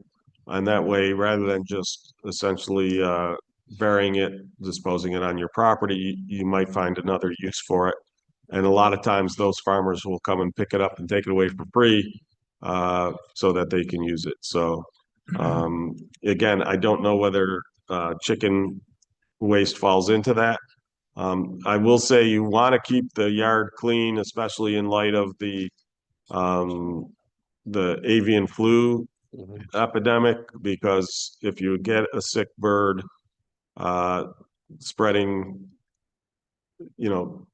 one of the things that happens in a lot of livestock is that the disease is spread through the fecal matter. So keeping your yard clean is not only good for the neighbors, it's good for the farm as well. Any other questions? No. Okay. Thank you. Any questions from the public? And hearing and seeing none, please call the roll. Councilmember Page, Aye. Councilmember Balaka, Aye. Councilmember Barley, Aye. Councilmember Stafford, Aye. Supervisor Schultz. Aye. So congratulations. Make sure you get building permits for your coop and fence. And good luck getting started. Mr. Supervisor and fellow board members, I have resolution number 8-181 to ratify the authorization of electrical costs associated with the spray park for the addition of EV charging stations at Veterans Memorial Park. Seconded. So originally, the installation of the EV was done as under the work by the electrician for the spray park. When we bid that one, it was per unit, but those EV chargers aren't really for the spray park. They're for the entire Veterans Memorial Park, anybody who's there. And so we separated those out. In addition, by separating them out, we're able to apply for a RG&E Make Ready grant, and they will cover that additional cost in order to put the chargers in. The chargers themselves came from a clean energy community grant. So basically, the way that program works is as you do things like when we upgraded all of our streetlights to LEDs, when we put in more efficient HVAC units in some of our older buildings, programs like that, you get points. When you get a certain number of points, you get a certain number of dollars to spend. Those dollars can be spent on green energy items like EV chargers, and also in this case, we spent them on an electric greens mower for the golf course. So it's a zero emissions mower. So the nice thing is all that gets put in at no cost to the taxpayer. And then basically, you know, it comes up occasionally. The question is, do we charge to use the chargers? We do. We charge what our electricity rate is. You know, we're happy to put in the chargers and the support for EV cars, but it does not make sense to me to take hard-earned taxpayer dollars through property taxes and then put it into the batteries of somebody else who's got an electric car. Again, the infrastructure is being paid for through the clean energy, through our RG&E grants. But the electricity itself, we essentially charge what we get charged. So we don't make any money off it, but we also don't subsidize it either. So any other questions on that? No, I'm glad it's being done. It's needed for our community. Great job. And thank you, Craig Eckert, my deputy town supervisor, has been doing a lot of this work, as well as a lot of support from the sustainability committee led by Pat Wardinger. So lot of work goes into getting these projects done and through. And again, anything we can do to help the environment, all for it. So, then hearing and seeing no further comments, please call the roll. Councilmember Page, Aye. Councilmember Belanca, Aye. Councilmember Barley, Aye. Councilmember Stafford. Aye. Supervisor Schultz. Aye. Mr. Supervisor and fellow board members, I have resolution number 8-182, 2025, to authorize the purchase of 9 EV car chargers for distribution around town property. Second. So as I mentioned, these were being obtained through the Clean Energy Community Grant. We'd actually approved that grant previously. However, at the time we were approving it, we didn't have the final charges in for the EV chargers, the final costs. But we had to get our electric greens mower ordered so that it would be here in time for the golf season. And so we moved forward without these being on it. And then just recently realized, oh, we'd never gone back and reauthorize them. So they've actually already been purchased. Again, when we were talking about it, it was approved, but we now are ratifying it. Again, these were purchased with dollars that came from the Clean Energy Community funds. So no taxpayer dollars will be spent. Any questions? Very good.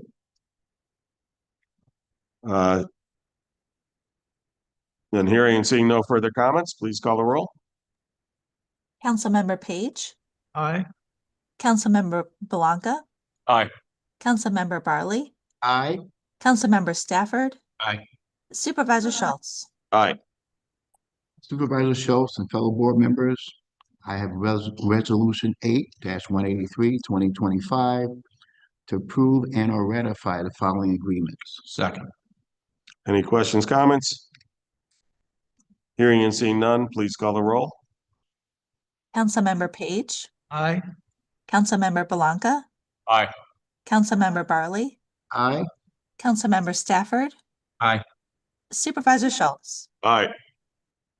Mr. Supervisor and fellow board members, I have resolution 8-184, 2025, to authorize bills payable and any associated contracts or agreements for April 14th, 2025 through today, April 30th, 2025. Second. Any questions, comments? Hearing and seeing none, please call the roll. Councilmember Page, Aye. Councilmember Belanca, Aye. Councilmember Barley, Aye. Councilmember Stafford, Aye. Supervisor Schultz. Aye. Fellow board members, I have resolution 8-185, 2025 to authorize the Tinker Homestead and Farm Museum items on the de-ascension list to be removed from the town's inventory. Second. So this year, there's actually two lists. One list is the normal items that we de-accession. The second list is they found, so years back, there were items at the from the town of Rush that were turned over to Tinker and added to their collection. I think part of it was during a time when Rush didn't have a space to store them and they were getting their new town hall. Years later, they asked for those items back. All the items that were obvious were returned, but there were some items like a yoke or a sickle. These are things, implements that are common to most of the farms of that era, that it was difficult to tell. Unfortunately, there were no Rush identifier stickers on them. But recently, going through some of the old documents, our folks at Tinker found a list that identified the items that we received from Rush and matched them up to the inventory numbers that we assigned them in Henrietta. So they were able to go through that list, identify all those pieces and offer them back to Rush to be returned to Rush. So the items on that list will be returned to the office of the historian of the town of Rush so that they can have their items back. So it was a great find. It was, you know, as you can imagine, there's a lot of stuff at Tinker, and unfortunately, over the years, it kind of got buried, and through hard work and investigation, it was found again. So that's great. Well, as a member of that de-accession committee and our town historian leading that charge, Tina Thompson's here, along with Tim, Emily, and the rest of the team. I'd just like to say thanks for asking me to be on the committee. I learned a lot when I go through all the tedious items that you guys do. You work hard to do a good job, and thanks for looking out for our town and holding on to the Rush historical items until this point. It's a great job the team has done. Thanks, Tina. any other questions or comments? Hearing and seeing none, please call the roll. Councilmember Page, Aye. Councilmember Belanca, Aye. Councilmember Barley, Aye. Councilmember Stafford, Aye. Supervisor Schultz. Aye. Mr. Supervisor and fellow board members, I have resolution number 8-186 to authorize the advertisement of bids for the town hall roof solar project. Seconded. So this bid package is a little unique in that we're not looking for the lowest price. We're looking for the most solar panel we can get for $53,000. And the reason for that is we had a $400,000 grant to replace the roof on the central and eastern portions. There used to be solar panels on the central portion. They were old and past. We did a calculation as to how much energy they were providing and the cost it would take to reinstall them. And they wouldn't have produced enough energy to make it worthwhile. So we decided we'll just take them down and won't put them back up. But through cost saving solutions from Elmer W. Davis, they gave us a proposal on how to reduce the cost to replace the eastern roof. And so we did that, and that means we had $53,000 remaining in the grant funds. Spoke to the state about returning them. They said it's actually, believe it or not, easier to spend them than it is to go through the paperwork to reduce them. I asked, well, since we removed the solar panels, can we put new ones back up? They said yes. But because the cost is over $50,000, it has to go out to bid. So as I said, the bid basically asks for the most solar panel we can get for $53,000. So we'll see what we get. That's a great benefit to have. Yep. Doesn't happen often that you get to use something like that. So Yeah. Thanks for that. Yeah, and I just want to say thanks to Senator Jeremy Cooney in securing a CREST grant for the replacement of the roof. It was interesting, you know, we discovered that the roof had some serious issues and could potentially have collapsed this winter. So we went to do the emergency repairs, specifically the east wing. Both Senator Cooney and Assemblymember Bronson came through with grants for us. So we actually had two $400,000 grants, only needed one. I talked to the assembly member. So we used Jeremy Cooney's for the town hall roof. And then I reached out I explained to Assembly Member Bronson that we already had the grant. He said, well, I've already secured the money. So do you have another similar project? Well, we do. The DPW roof needed repairs and or replacements. So we're using the grant that Assemblymember Bronson got us to do the DPW roof replacement. So it's great to have good support from our state legislators, and it allows us to do this without having to spend our taxpayer property tax dollars. So yeah, and that's very important. Thanks again, as you just said, to Senator Clooney and Senator Bronson, because it saves our taxpayers a lot of money, and it keeps our stuff up to date and keeps our employees safe. Yep. You know. I always think it was the roofing company that, you know, that they can't, you know, instead of just charging what they could have got, they gave us some option that saves some money too. It shows what kind of company they are. it does. And the other thing that they did, same thing, they found savings on the DPW roof. So originally we were going to replace about half of the roof and repair the other half. Because of the cost savings, we were actually able to replace all of the roof. That's great. So it'll be in good condition for years to come. And I know besides doing work for us, they do work for the school district too in the past. So That's all we use at the school district. Yeah. Any further questions or comments? Hearing and seeing none, please call the roll. Councilmember Page, Aye. Councilmember Blanca, Aye. Councilmember Barley, Aye. Councilmember Stafford, Aye. Supervisor Schultz. Aye. Mr. Supervisor and fellow board members, resolution number 8-187, 2025, to authorize the purchase of mower systems for the municipal golf course. Second. So we previously had approved the purchase of two Husqvarna Sierra mowers. Those are the larger robotic mowers. As we went to implement it, the cost to implement a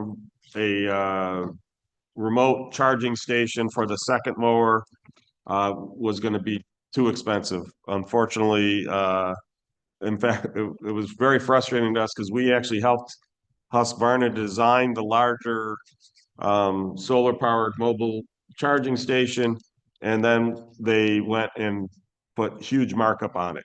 And so it was not cost effective. So what we're going to do instead, we're still going to get the one mower. In fact, it's already here. But rather than get the second larger mower, we're going to get three of the smaller mowers. Those ones already come. Those charging stations are on the market. It's a lot smaller, lower amperage. So those ones already existed. And the one that we have today can charge at the clubhouse, so it doesn't need the remote station. So it saves us approximately $4,500 on the mowers and $7,000 on the charging station. It's not quite as optimal from a mowing standpoint because I now have three smaller mowers out there instead of the one larger one going faster, but it does get the job done. And again, saving close to $12,000 that makes sense. We're willing to put up with the slightly less optimal mowing solution to save $12,000 for our taxpayers. Any other questions? Hearing and seeing none, please call the roll. Councilmember Page, Aye. Councilmember Blanca, Aye. Councilmember Barley, Aye. Councilmember Stafford. Aye.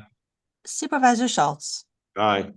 Fellow board members, I have resolution 8-188, 2025 to declare an item surplus material from the municipal golf course and consign to the Teensworth Municipal Auction. Second.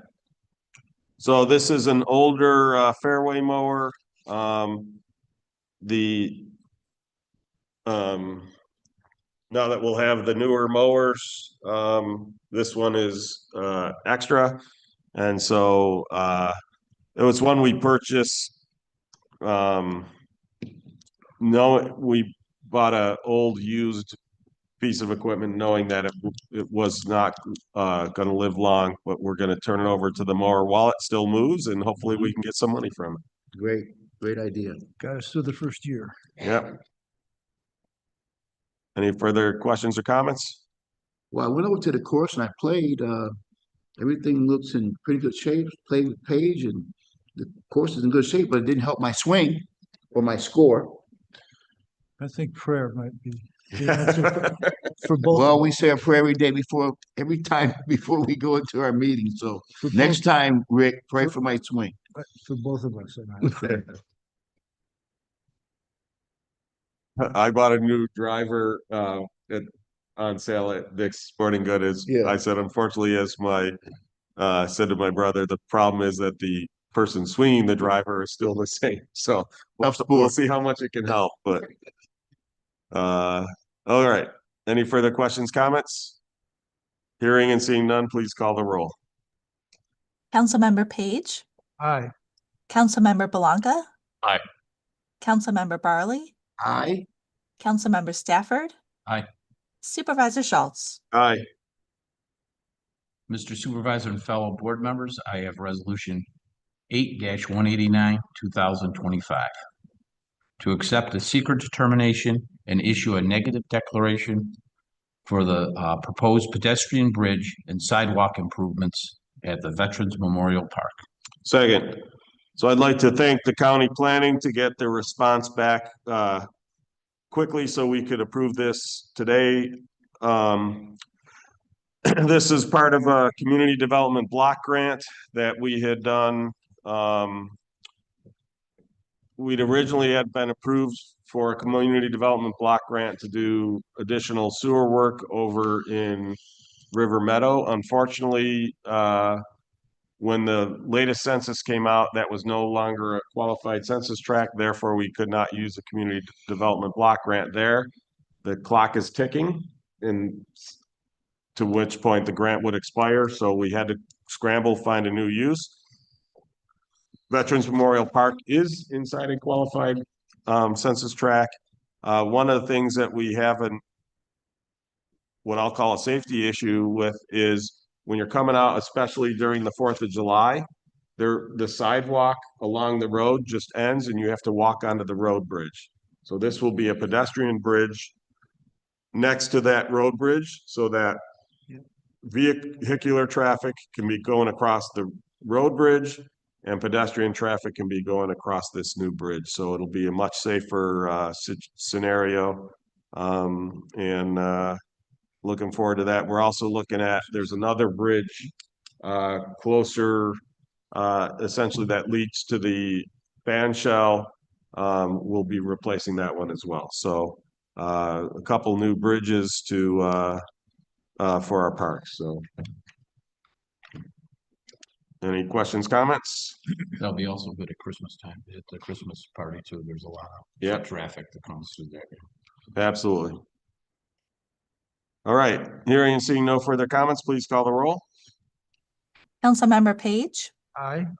Councilmember Blanca, Aye. Councilmember Barley, Aye. Councilmember Stafford. Aye. Supervisor Schultz. Aye. Fellow board members, I have resolution 8-190, 2025 to authorize Hanlon Architects PC to provide professional architectural and structural design services for the senior center building addition. Second. So this past year, our county legislators pushed. There was additional ARPA money available to the county. They were originally going to use that for additional programming in the city. A number of county legislators, including the three that cover Henrietta, which is Mike Udelson, Rick Milne, and Steve Brew, they all voted to allocate some of those funds to the suburbs. So these are specifically intended to improve additional services for seniors and for youth. And so with our growing number of seniors in Henrietta,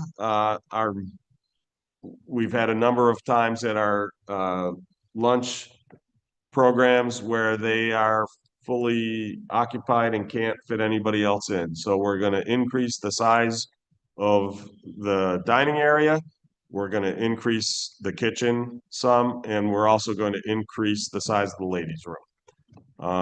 And so that will be paid for with these funds coming from the county, as well as from a donation from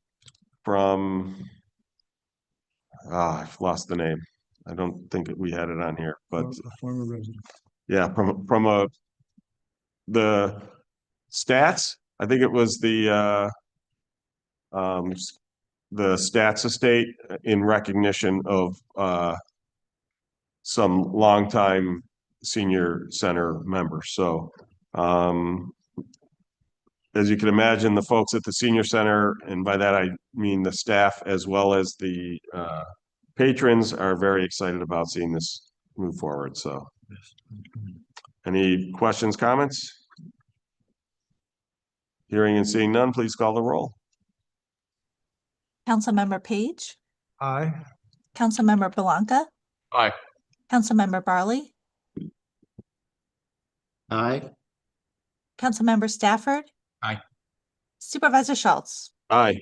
Supervisor Schultz and fellow board members, I have resolution number 8-191, 2025, to authorize EC4B Engineering to provide professional, mechanical, electrical, and plumbing design services for the senior center building addition.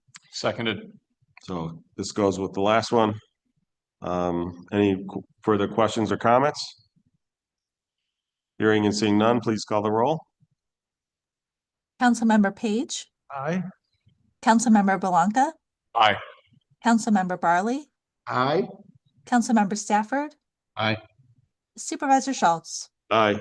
Mr. Supervisor and fellow board members, I have resolution number 8-192, 2025, to authorize the purchase of a 2025 Chevrolet Traverse 2LT for the Fire Marshal Department. Second.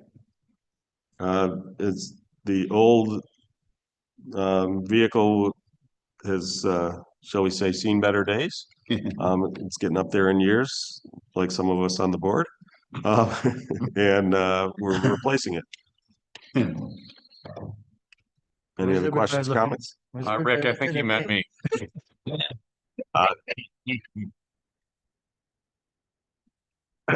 Hearing and seeing no further comments, please call the roll. Councilmember Page, Aye. Councilmember Belanca, Aye. Councilmember Barley, Aye. Councilmember Stafford, Aye. Supervisor Schultz. Aye. I will note that I was looking straight ahead, Rick. Fellow board members, I have resolution 8-193, 2025.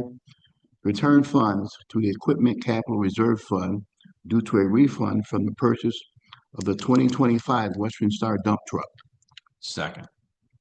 So our garage, general service garage, is actually going to be doing the setup of the truck rather than have the dealer do it. And that's going to save us, or has saved us $15,800. Feel like clapping. Great job. Yeah, it is a great job. And so rather than those, because this was purchased from the Equipment Capital Reserve Fund, we have to return those dollars to the Capital Reserve Fund. Any other questions? Great job, everyone involved with saving that money. Absolutely. Hearing no further comments, please call the roll. Councilmember Page, Aye. Councilmember Belanca, Aye. Councilmember Barley, Aye. Councilmember Stafford, Aye. Supervisor Schultz. Aye. Mr. Supervisor and fellow board members, I have resolution 8-194, 2025. To return interest earned in 2024 in the capital project fund to the general fund. Second. Any questions or comments? Hearing and seeing none, please call the roll. Councilmember Page, Aye. Councilmember Belanca, Aye. Councilmember Barley, Aye. Councilmember Stafford, Aye. Supervisor Schultz. Aye. Fellow board members, I have resolution 8-195, 2025 to authorize the town to apply the excess unassigned fund balance from the calendar year 2024. Second. So, this town has, at least since, I've been in office, we've always budgeted our, revenues conservatively. And then what we do is if they come in above, which they generally do, we then take those unassigned fund balances and apply them to the next year's budget to keep taxes down. That's what allowed us to have the same tax levy for 5 straight years. And where it really paid off was in during the pandemic. So because we budgeted conservatively, we did not have to cut back, lay people off like a lot of towns did. A lot of towns were in financial straits. We were not.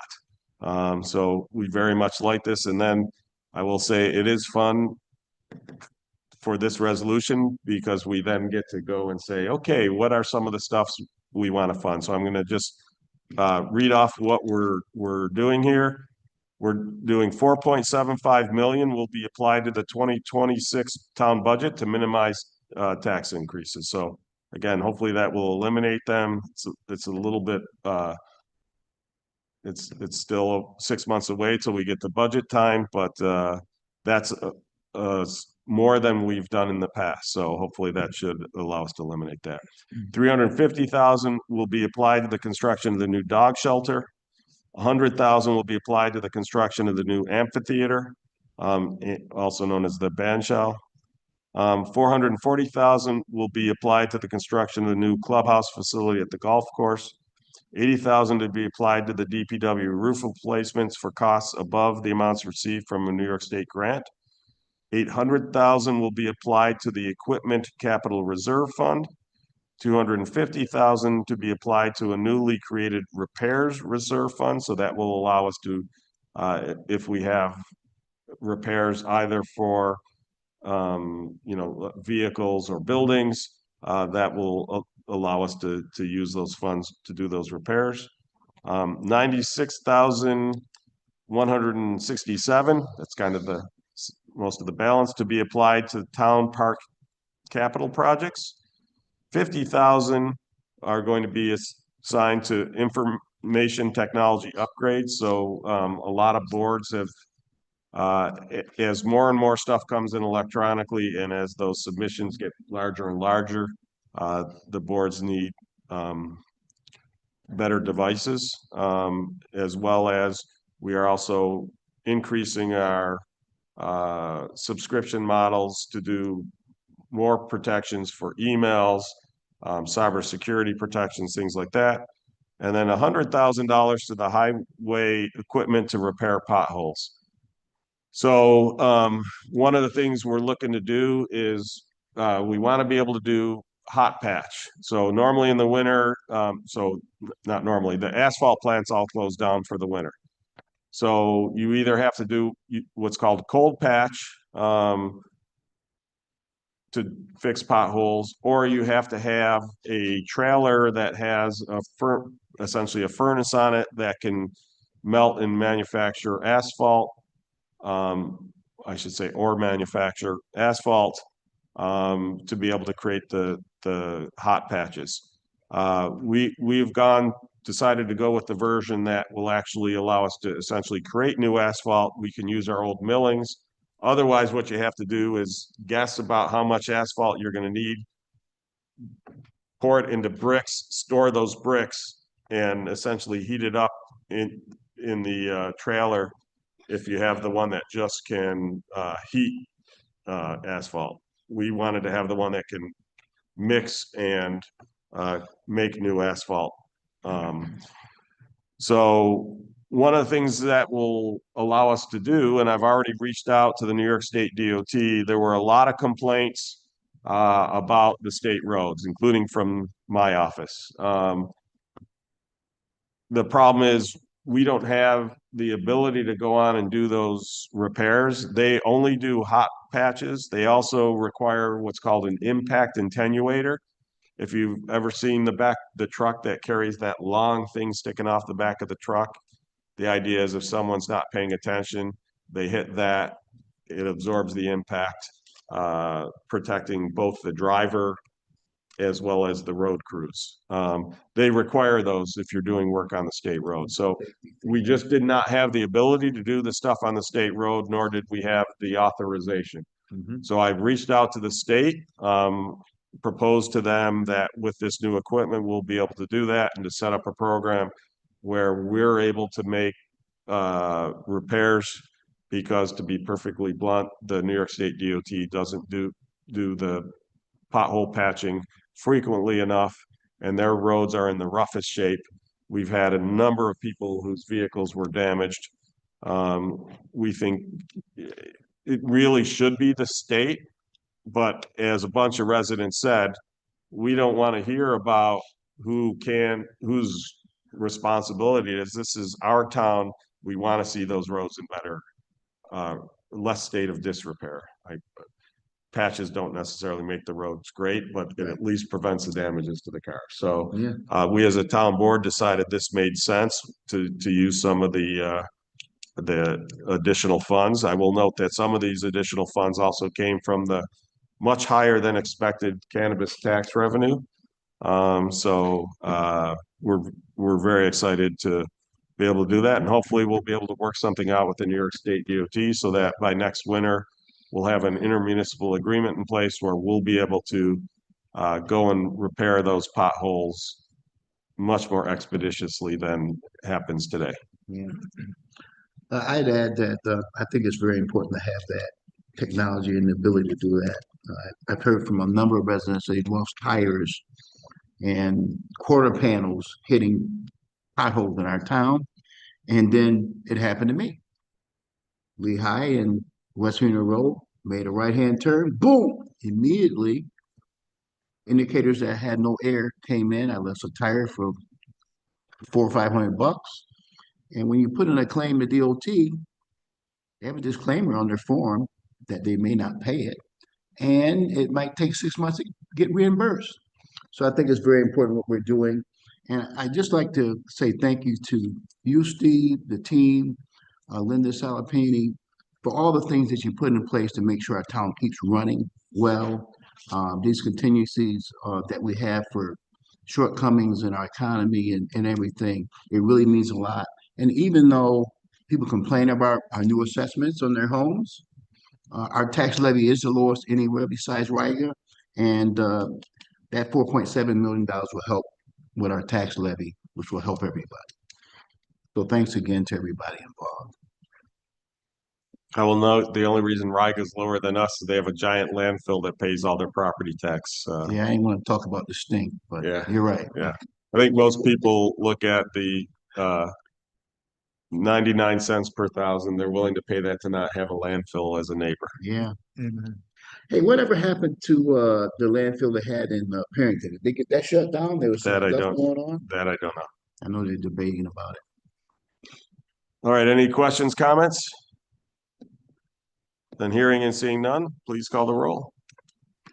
Councilmember Page, Aye. Councilmember Blanca, Aye. Councilmember Barley, Aye. Councilmember Stafford, Aye. Supervisor Schultz. Aye. Mr. Supervisor and fellow board members, I have resolution number 8-196, 2025, to acknowledge receipt of the March 2025 revenue and expense reports. Seconded. Any questions or comments? Hearing and seeing none, please call the roll. Councilmember Page, Aye. Councilmember Blanca, Aye. Councilmember Barley, Aye. Councilmember Stafford, Aye. Supervisor Schultz. Aye. Mr. Supervisor and fellow board members, I have resolution number 8-197, 2025, to hire personnel and make the attached changes. Second. So I'm glad amongst the personnel in here is a new maintenance mechanic too, because we have a lot of projects. We unfortunately had one leave, so to be able to replace them, very beneficial. Hearing and seeing no further comments, please call the roll. Councilmember Page, Aye. Councilmember Blanca, Aye. Councilmember Barley, Aye. Councilmember Stafford, Aye. Supervisor Schultz. Aye. Supervisor Schultz and fellow board members, I have resolution 8-198, 2025, to adopt local law number 8 of 2025 to amend the zoning code of the town of Henrietta regarding off-street parking requirements and procedures. Second. So we spoke at this at length, public hearing. Any further comments or questions? Hearing and seeing none, please call the roll. Councilmember Page, Aye. Councilmember Blanca, Aye. Councilmember Barley, Aye. Councilmember Stafford, Aye. Supervisor Schultz. Aye. Mr. Supervisor and fellow board members, I have resolution number 8-199, 2025, to re-recognize the 2025 Youth Hall of Fame recipients to properly honor a student whose name had changed. Second.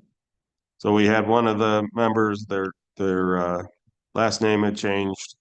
We wanted the resolution to match their name, so we're essentially reissuing the resolution with the corrected name.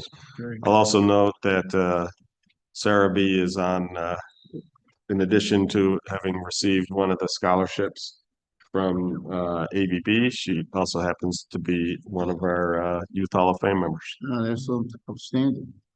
And just a reminder that the celebration is this Sunday coming up. Any further questions or comments? Hearing and seeing none, please call the roll. Councilmember Page, Aye. Councilmember Blanca, Aye. Councilmember Barley, Aye. Councilmember Stafford, Aye. Supervisor Schultz. Aye. That concludes our resolutions. Do we have any reports from the board? I'll start. Thank you, Rick, for bringing up, of course, that the Youth Hall of Fame dinner is this Sunday. I want to give some credit to the leadership of the youth board chairperson, Dr. Jesse Redlow, vice chairperson Barb Christensen, the community members that are on it, the student representatives that are on it. They put a tremendous amount of effort into the planning of this. The selection process is very, very intense in terms of the research they do and the the people they talk to verify that we are just recognizing 26 fantastic young people into the Youth Hall of Fame. I'm looking forward to a great ceremony on Sunday.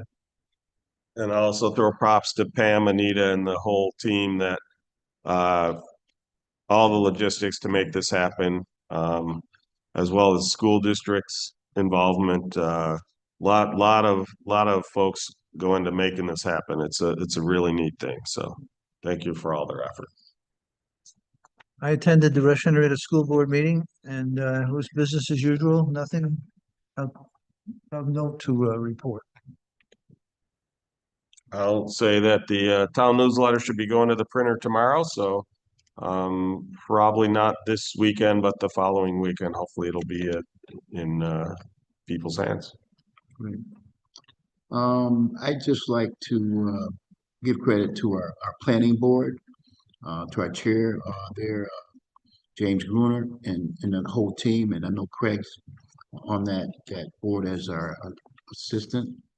And they do a lot of work. We had a lot of projects in our town, and it's a lot of work. I served on that board 2 years, and you know, we make a lot of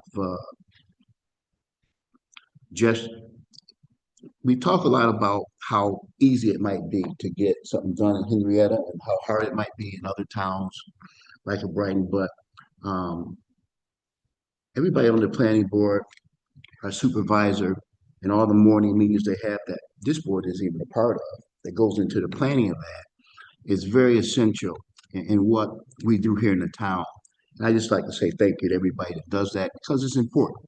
You know, without all that planning, we get up here, we don't know what's going on. Okay, so thanks a lot for everything that you guys do for our town. It's very important to have that full-time job. What we do is just a little part of that. I don't have anything to report. I just want to follow up on a question Councilman Page had for me at the last meeting about the number of fire calls and what percentage were the medical. It was right around, out of the 7,286 calls, right around 43% or 3,100 something were medical calls. So okay. Thanks for following up on that, Mike. Thank you, Mike. Do we have any discussion items or comments from the public? Yes, we do. Come on up.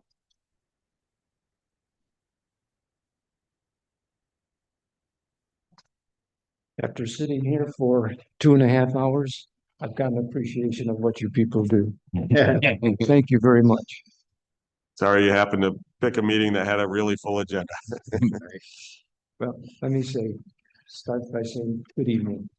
After receiving my assessment in early March, weeks ago, I've been thinking seriously about our property taxes. Speaking of assessment, mine went up 59%. In dollars, $111,000. Yes, they are the basis for our property tax, but they are also responsible for driving the housing market through the roof. I don't know how a young couple these days can afford to buy even a basic home. People don't like assessment. They are too subjective, not exact, over which people become concerned, disgruntled, argumentative, and angered. Thinking a great deal about this topic, I came up with my own plan for determining property taxes. You're going to like the supervisor because I read your article. And I think we're on the same page. I came up with a plan for determining our property tax. It consists of 2 items. And I call them items. You call them measurement in your article. A very good article. Number 1, it should be based on the square footage of your home.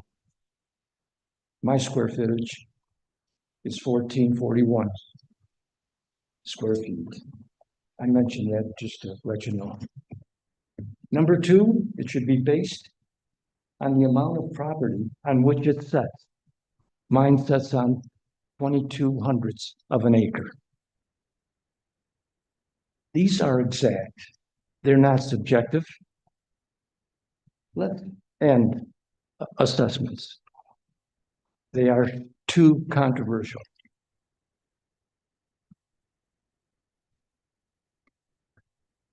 Yes, if you make an addition to your home, it's going to increase the square footage and it'll increase your tax. That will add to your tax. But you should not have an increase in taxes if you remodel your kitchen or finish off your basement, or do anything inside that house to your liking. It's your property. You ought to do with it what you want. Mr. Supervisor, when I read your article, I almost fell off my chair. What a coincidence that you and I would be thinking alike. Another coincidence, while I was thinking about all of this, watching TV, up comes Governor Ron DeSantis of Florida. And he's answering a multiple number of questions on different topics. But he ends up, this surprised the heck out of me. He ends up saying, some of you might have seen him on TV. He ends up saying, I'm going to get rid of property taxes in Florida. Wow. They don't have an income tax. They haven't had an income tax for decades. And now he's going to get rid of property taxes. That state must be in the black quite a bit. How wonderful. And that's another coincidence. I could have jumped up and hollered hallelujah. And you know, he goes on to defend that. He says, when you go to a store and you buy an item, it's yours. You don't continually pay for that item. We buy a house and we continually pay for it. We buy a house so that we don't have to rent, but we're paying rent. That rent is called our property taxes.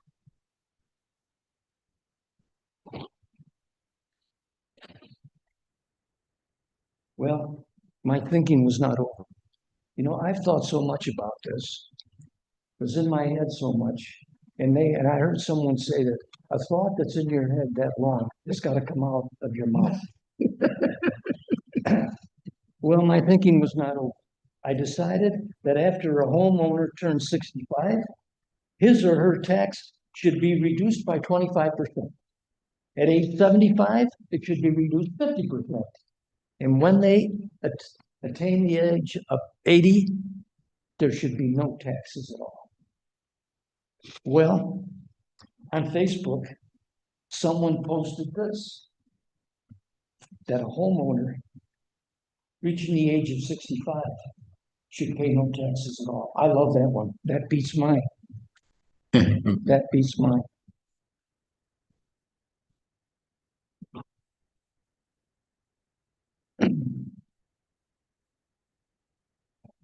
Well, you know, at my age, and as an older citizen, we try to save for rainy days, things to come. And who knows? We try to save for perhaps going into assisted living home or a nursing home.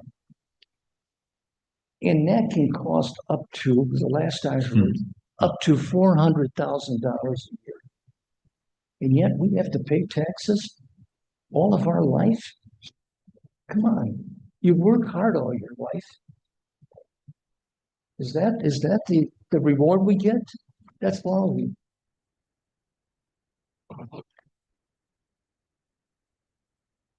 Supervisor Schultz, thank you for your article.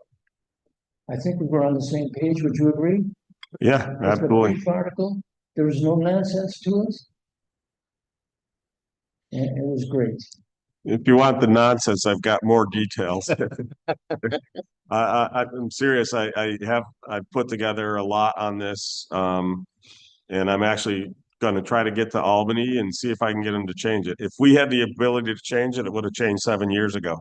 But it has to be changed in Albany. I've been talking with Senator Cooney. They were tied up with the budget, but as I understand, we now have a state budget. So hopefully he'll be back here in Rochester soon and he and I will be sitting down. I want to talk to him something about this year. Will Albany be able to move that fast? I don't want to update the law per se, but going back to the thing, right now, there is already a senior discount. Now it's tied. It's for seniors who are on limited income. Right now, depending on your income level, you either get a 5%, 10%, or 20% reduction. I'd like to double those so that they go to 10, 20, or 40% for using the same, using the same income tier. So, that they could put in place now, although they would have to get it done before July 1st, because that's when the tax rolls come out. In fact, they'd have to get it done, I would say, by probably June 1st, because the assessors have to have time to take that into account when they're putting the tax rolls together. But then I would like to talk to them about going to a longer term plans. I don't fully agree with Mr. DeSantis's standpoint. I understand where you're coming from, but I look at it, I'm an engineer, I think of resource consumption, right? There's and limited resources. There's only so much land in a town. I can't make any more land in the town. So basically now, as you divvy that up, you know, you have to have taxes because there are services that really only a government can provide. Now, I would really hope that I know that governments could be more efficient. We've seen that here, right? So I don't want to get into the argument about the waste. There's a ton of waste in Albany, and there's even more waste in Washington. Yes, I agree. Right. But, you know, it's not about hacking and slashing those away. It's about redesigning how we do things. And that goes back to one of the things that I'd love to redesign the property tax system, because as we both agree, you know, there's nothing that creates more angst, anger, and outright hatred, because, you know, the thing is, when you go to something based on market value, I can take 10 real estate professionals, sit them in front of a house, say, how much is that house worth? I'm probably going to get 10 different answers. So right immediately, you have cause for argument. If we go to measurables like we've talked about, there's no argument. Or if there is an argument, I get out a tape measure and say, okay, I'm right or you're right. So that would help tremendously. The reason I don't believe, like I said, because there is those critical resources, and when you really look at it, the amount that we have to support our highways is based off of the usage that's put on there. So in looking at that tax rate, the rate for industrial, which typically puts the most wear and tear on a road, that would be the highest rate, right? Commercial next, residential, agriculture would be least, right? And so as you put these numbers in, you know, you can balance the thing. The great thing, to go back to H. Ross Perot, if you remember him from the election, he said, when he was talking about redoing taxes, he said, the great thing about taxes, we have all the data, right? We can try these formulas, put them through, see what the numbers would be, see if it matches the rough allocation that was around. I wouldn't use how it is today, because the problem with, you know, one thing I'll correct you on, rising assessments do not cause increased market values. It's the other way around. These assessments today are based on home values from 9 months or more ago. So it's because real estate values are going through the roof that your assessments are going through the roof. They follow what the market does. It's not the other way around. But the problem is, that's what the market's doing. The market is going through the roof. And to your point, I've done nothing different. The amount of burden I put on the town resources, whether that's sewer, water, roads, parks, you name it, isn't changed. Yet what's happening, because the entry-level homes are rising in value faster than everything else, their share of the taxes is going up. It's not that you know, it's one of the things I hate, the way the New York State's, that sheet you get from us, that's dictated by the state. It's essentially a form letter, and we fill in the numbers. And it says your additional taxes will be, well, it's not exactly correct. Your share of the taxes is going up. It's not generating new taxes. Taxes are determined at budget time when we put out our levies. But it does mean it's shifting the tax burden from the higher end homes to the entry level homes. In addition, because residential property values are going up really at a very high rate, but commercial properties are not, right? If you think about it, since the pandemic, there's a lot of people who work from home. So guess what? Nobody's building right now, and what there's a lot higher vacancy rate than normal. Office space, right? Those values, they may not be going down, but they're certainly not going up at 35%, 60%, 75%. You know, they may be going up at 5 or 10%. If your property increases below the average in the town, which is 35%, your share of the taxes will actually go down. So basically, the commercial properties in aggregate will be paying less of the share of the taxes next year. And the people who own entry-level homes, they'll be paying more. That is backwards than it should be. And it has to change. You know, in the days when, you know, from 2008 to 2018, property values hardly changed at all. The system was okay then. It wasn't broken. Where we're in this crazy market, the system is broken and it really needs to be fixed. So I'll with you on that. You know, one of the things I will do if needed, if we have to convince Albany, you know, that this is important. You know, I've been reaching out to news agencies. I was on Evan Dawson talking about this. I've been on, obviously, DNC. I've been on 3 or 4 of the news channels. I'm trying to get Spectrum to do one because they're across the state. I think we need to get a bunch of residents like yourself all saying, hey, this has to change, right? And oh, by the way, if any of our legislators aren't willing to vote for that change, maybe it's time we need new legislators, right? That's how you get stuff changed in Albany. So again, I'm going to have the discussions with Senator Cooney and Assemblymember Bronson. I would love for them to put forth a bill. I'm happy to go to Albany and work with them on a bill, or, you know, help put something together for a new, just essentially overhaul our real property tax law. You know, one of the other things that comes, there's a number of things that come out of that if you do those changes, right? You talked about changing your house. You know, one of the things that's crazy about the current tax law, you fix up your house to look nice, what happens? You pay more taxes because you're conditioned. Conversely, if you let the property run down, you pay less taxes. That's 100% backwards from what it should be. If I were to have any qualitative measure, I'd have a property maintenance grade from A to F. If you have a C, your taxes, whatever the formula spits out, that's what you get. If your property is you know, gets a B or an A, your taxes go down. If it's a C, D, or E, or excuse me, D, E, or F, your property taxes go up, right? You can do a whole bunch of these things like this. It's crazy to me that somebody who buys a house, you know, one of the reasons the real estate market's going crazy is you have these companies who are buying houses and then turning them into rental properties. They're making profit off that house. They should be paying more in tax than the person who is living there, right? If you buy your house for yourself and you live there, the person who's making profit off of that house, they should be paying more in tax than the person who's just living there. You could bake all that into the system.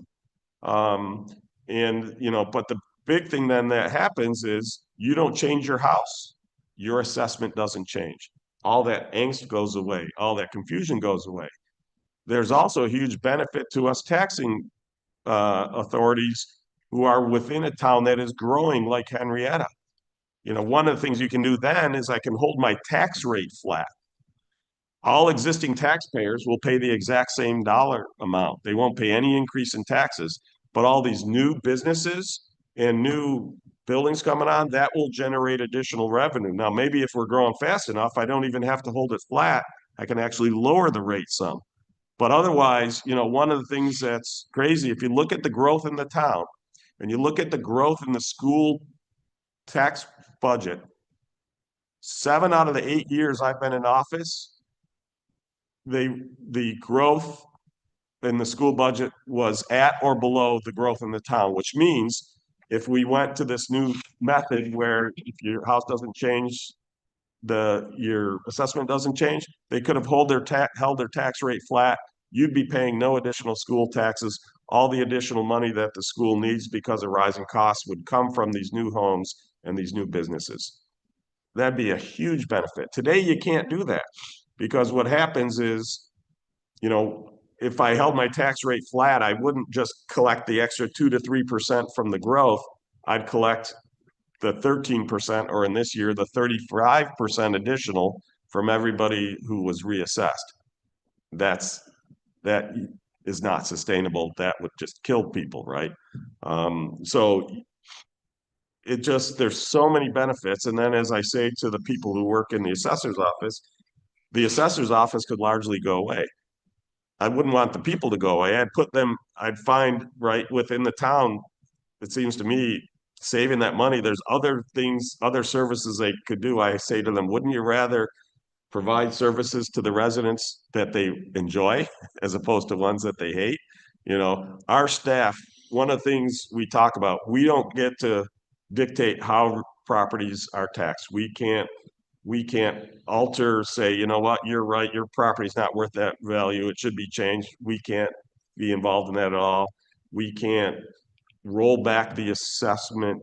The town of Rush tried to do that. The state came in and said, you need to rescind that resolution, which they did. But these two items that I mentioned, okay, we get our tax bill based on these two items. If you don't need extra money, you don't have to raise the tax. Oh, I agree. And if the taxes do become raised 5%, it goes for everybody, okay? Right. Whatever. And then when the time comes where you have a surplus, you can lower that tax. Absolutely. You've got the basis of those two things. It becomes extremely transparent. If you go to the system, you will know, oh, by the way, it'll become immediately evident that, for instance, the fire district has had double-digit increases in their tax levies every year.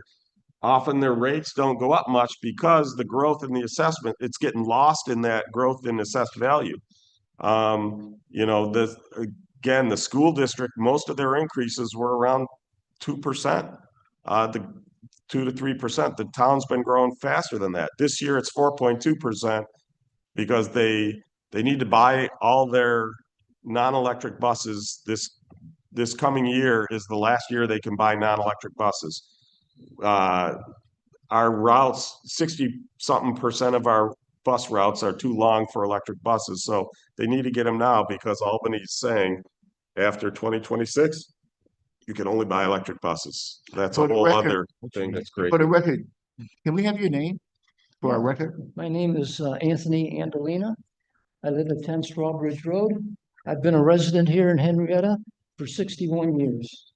I taught at RH along with Rick for 25 years and 5 years in my hometown. This is my adopted town. Okay. And I've loved it. My kids went and graduated from, at that time, Sperry High School. Got it. Okay? Yeah. And so I've been here a long time and I appreciate this town and I appreciate the work you're doing for residents like myself. Thank you. It's a good town. I'm proud of it. And I want to see it. I want to see it not only grow, but prosper and be the best town in the county. And I think, Mr. Supervisor, if you go to Albany, if you do what you're telling us here to lower these property taxes, I admire you. I support you. If I need forces and phone calls or letters and stuff, we'll reach out. I assume Coach Page has your information. And I think your councilman here will be a great help to you. Absolutely. And Supervisor, I just want to go back a little bit. I want to thank you for the article as I did. But one last comment about you, Mr. Schultz. I don't know if you remembered me, but I met you about 2 years ago. at an appointed time, had an appointment with you. The topic was of my concern, sidewalks. You remember that? You listened, you were understanding, you were polite, you were respectful, and you were very knowledgeable. And I appreciate that. After paying my taxes not too long ago, we ran into each other in the hall. For a brief moment, we had a brief chat. And again, you exhibited that very positive manner that I just mentioned. Thank you very much. I appreciate that. And as I said, I wish you well in pursuing your ideas regarding these taxes. And I know it means a lot to me, and it will mean a lot to the residents of this very special community. And I hope all of you continue to work for us to do the best you can, and to use our taxpayers' monies wisely. As we know, sometimes in Albany they don't, in Congress they don't, and it's our money. And sometimes they lose sight of that.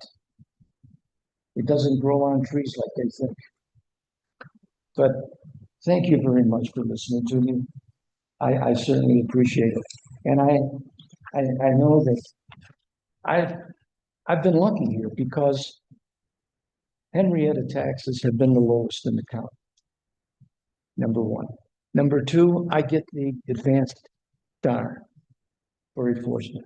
Number three, I get a veterans discount. Thank you for your service. So I'm blessed that way. But I still think we have to do something about property taxes. I don't think they're fair. I really don't. And I guess, you know, Benjamin Franklin was right. As we live, there are two things that are guaranteed: death and taxes. So thank you very much for listening. Thank you. I appreciate it. Thanks for coming in, Anthony. Good luck to all of you. Thank you. Thank you. We do have our assessor, Amy Yorsta, does have her hand raised. Go ahead, Amy. Thank you. Steve, I just wanted to say that the senior exemption is, the savings is calculated between 5 and 50%, depends on the level of income. It's Okay. not 5, 10, or 20. And the other thing is that the state does have the star exemption for all owner-occupied residences. And that is a savings over any kind of rental situation. They are not entitled to that savings. Amy, one of the things in that, okay, if I'll find you later to have you show me where the larger numbers, because everything I could find on our PTL was the 5, 10, and 20%. So I'd be curious where the larger numbers come from, but we don't need to go into it now. Okay.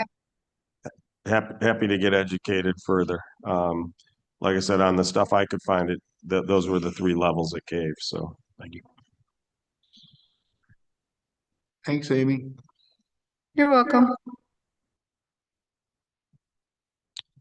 Any other comments from the public? And hearing and seeing none, can I get a motion to adjourn? So moved. Second.